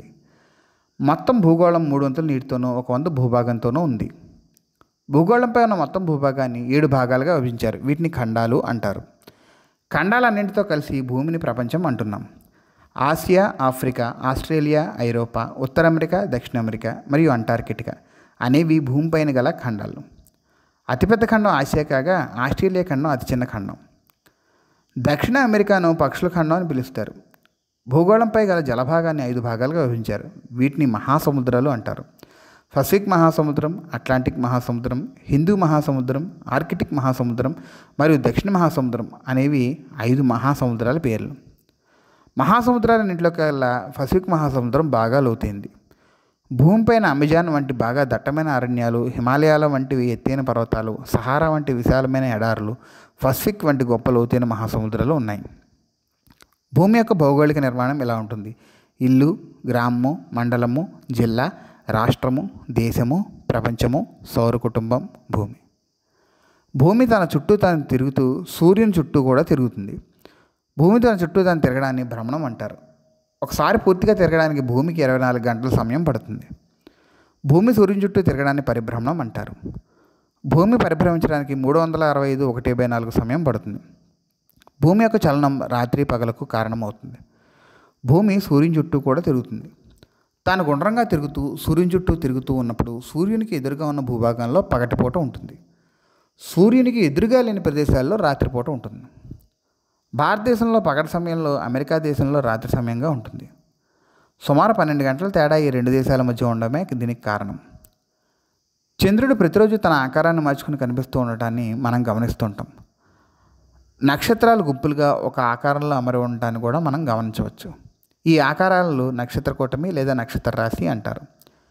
చంద్రుని ఆకారం రోజు రోజుకి మారుతూ ఉండడాన్ని చంద్రదశలు అంటారు. రాత్రి వేళ చంద్రుడు పూర్తిగా గుండ్రంగా కనిపిస్తే ఆ రోజును పౌర్ణమి అని, చంద్రుడు కనిపించని రోజును అమావాస్య అని అంటూ ఉంటారు.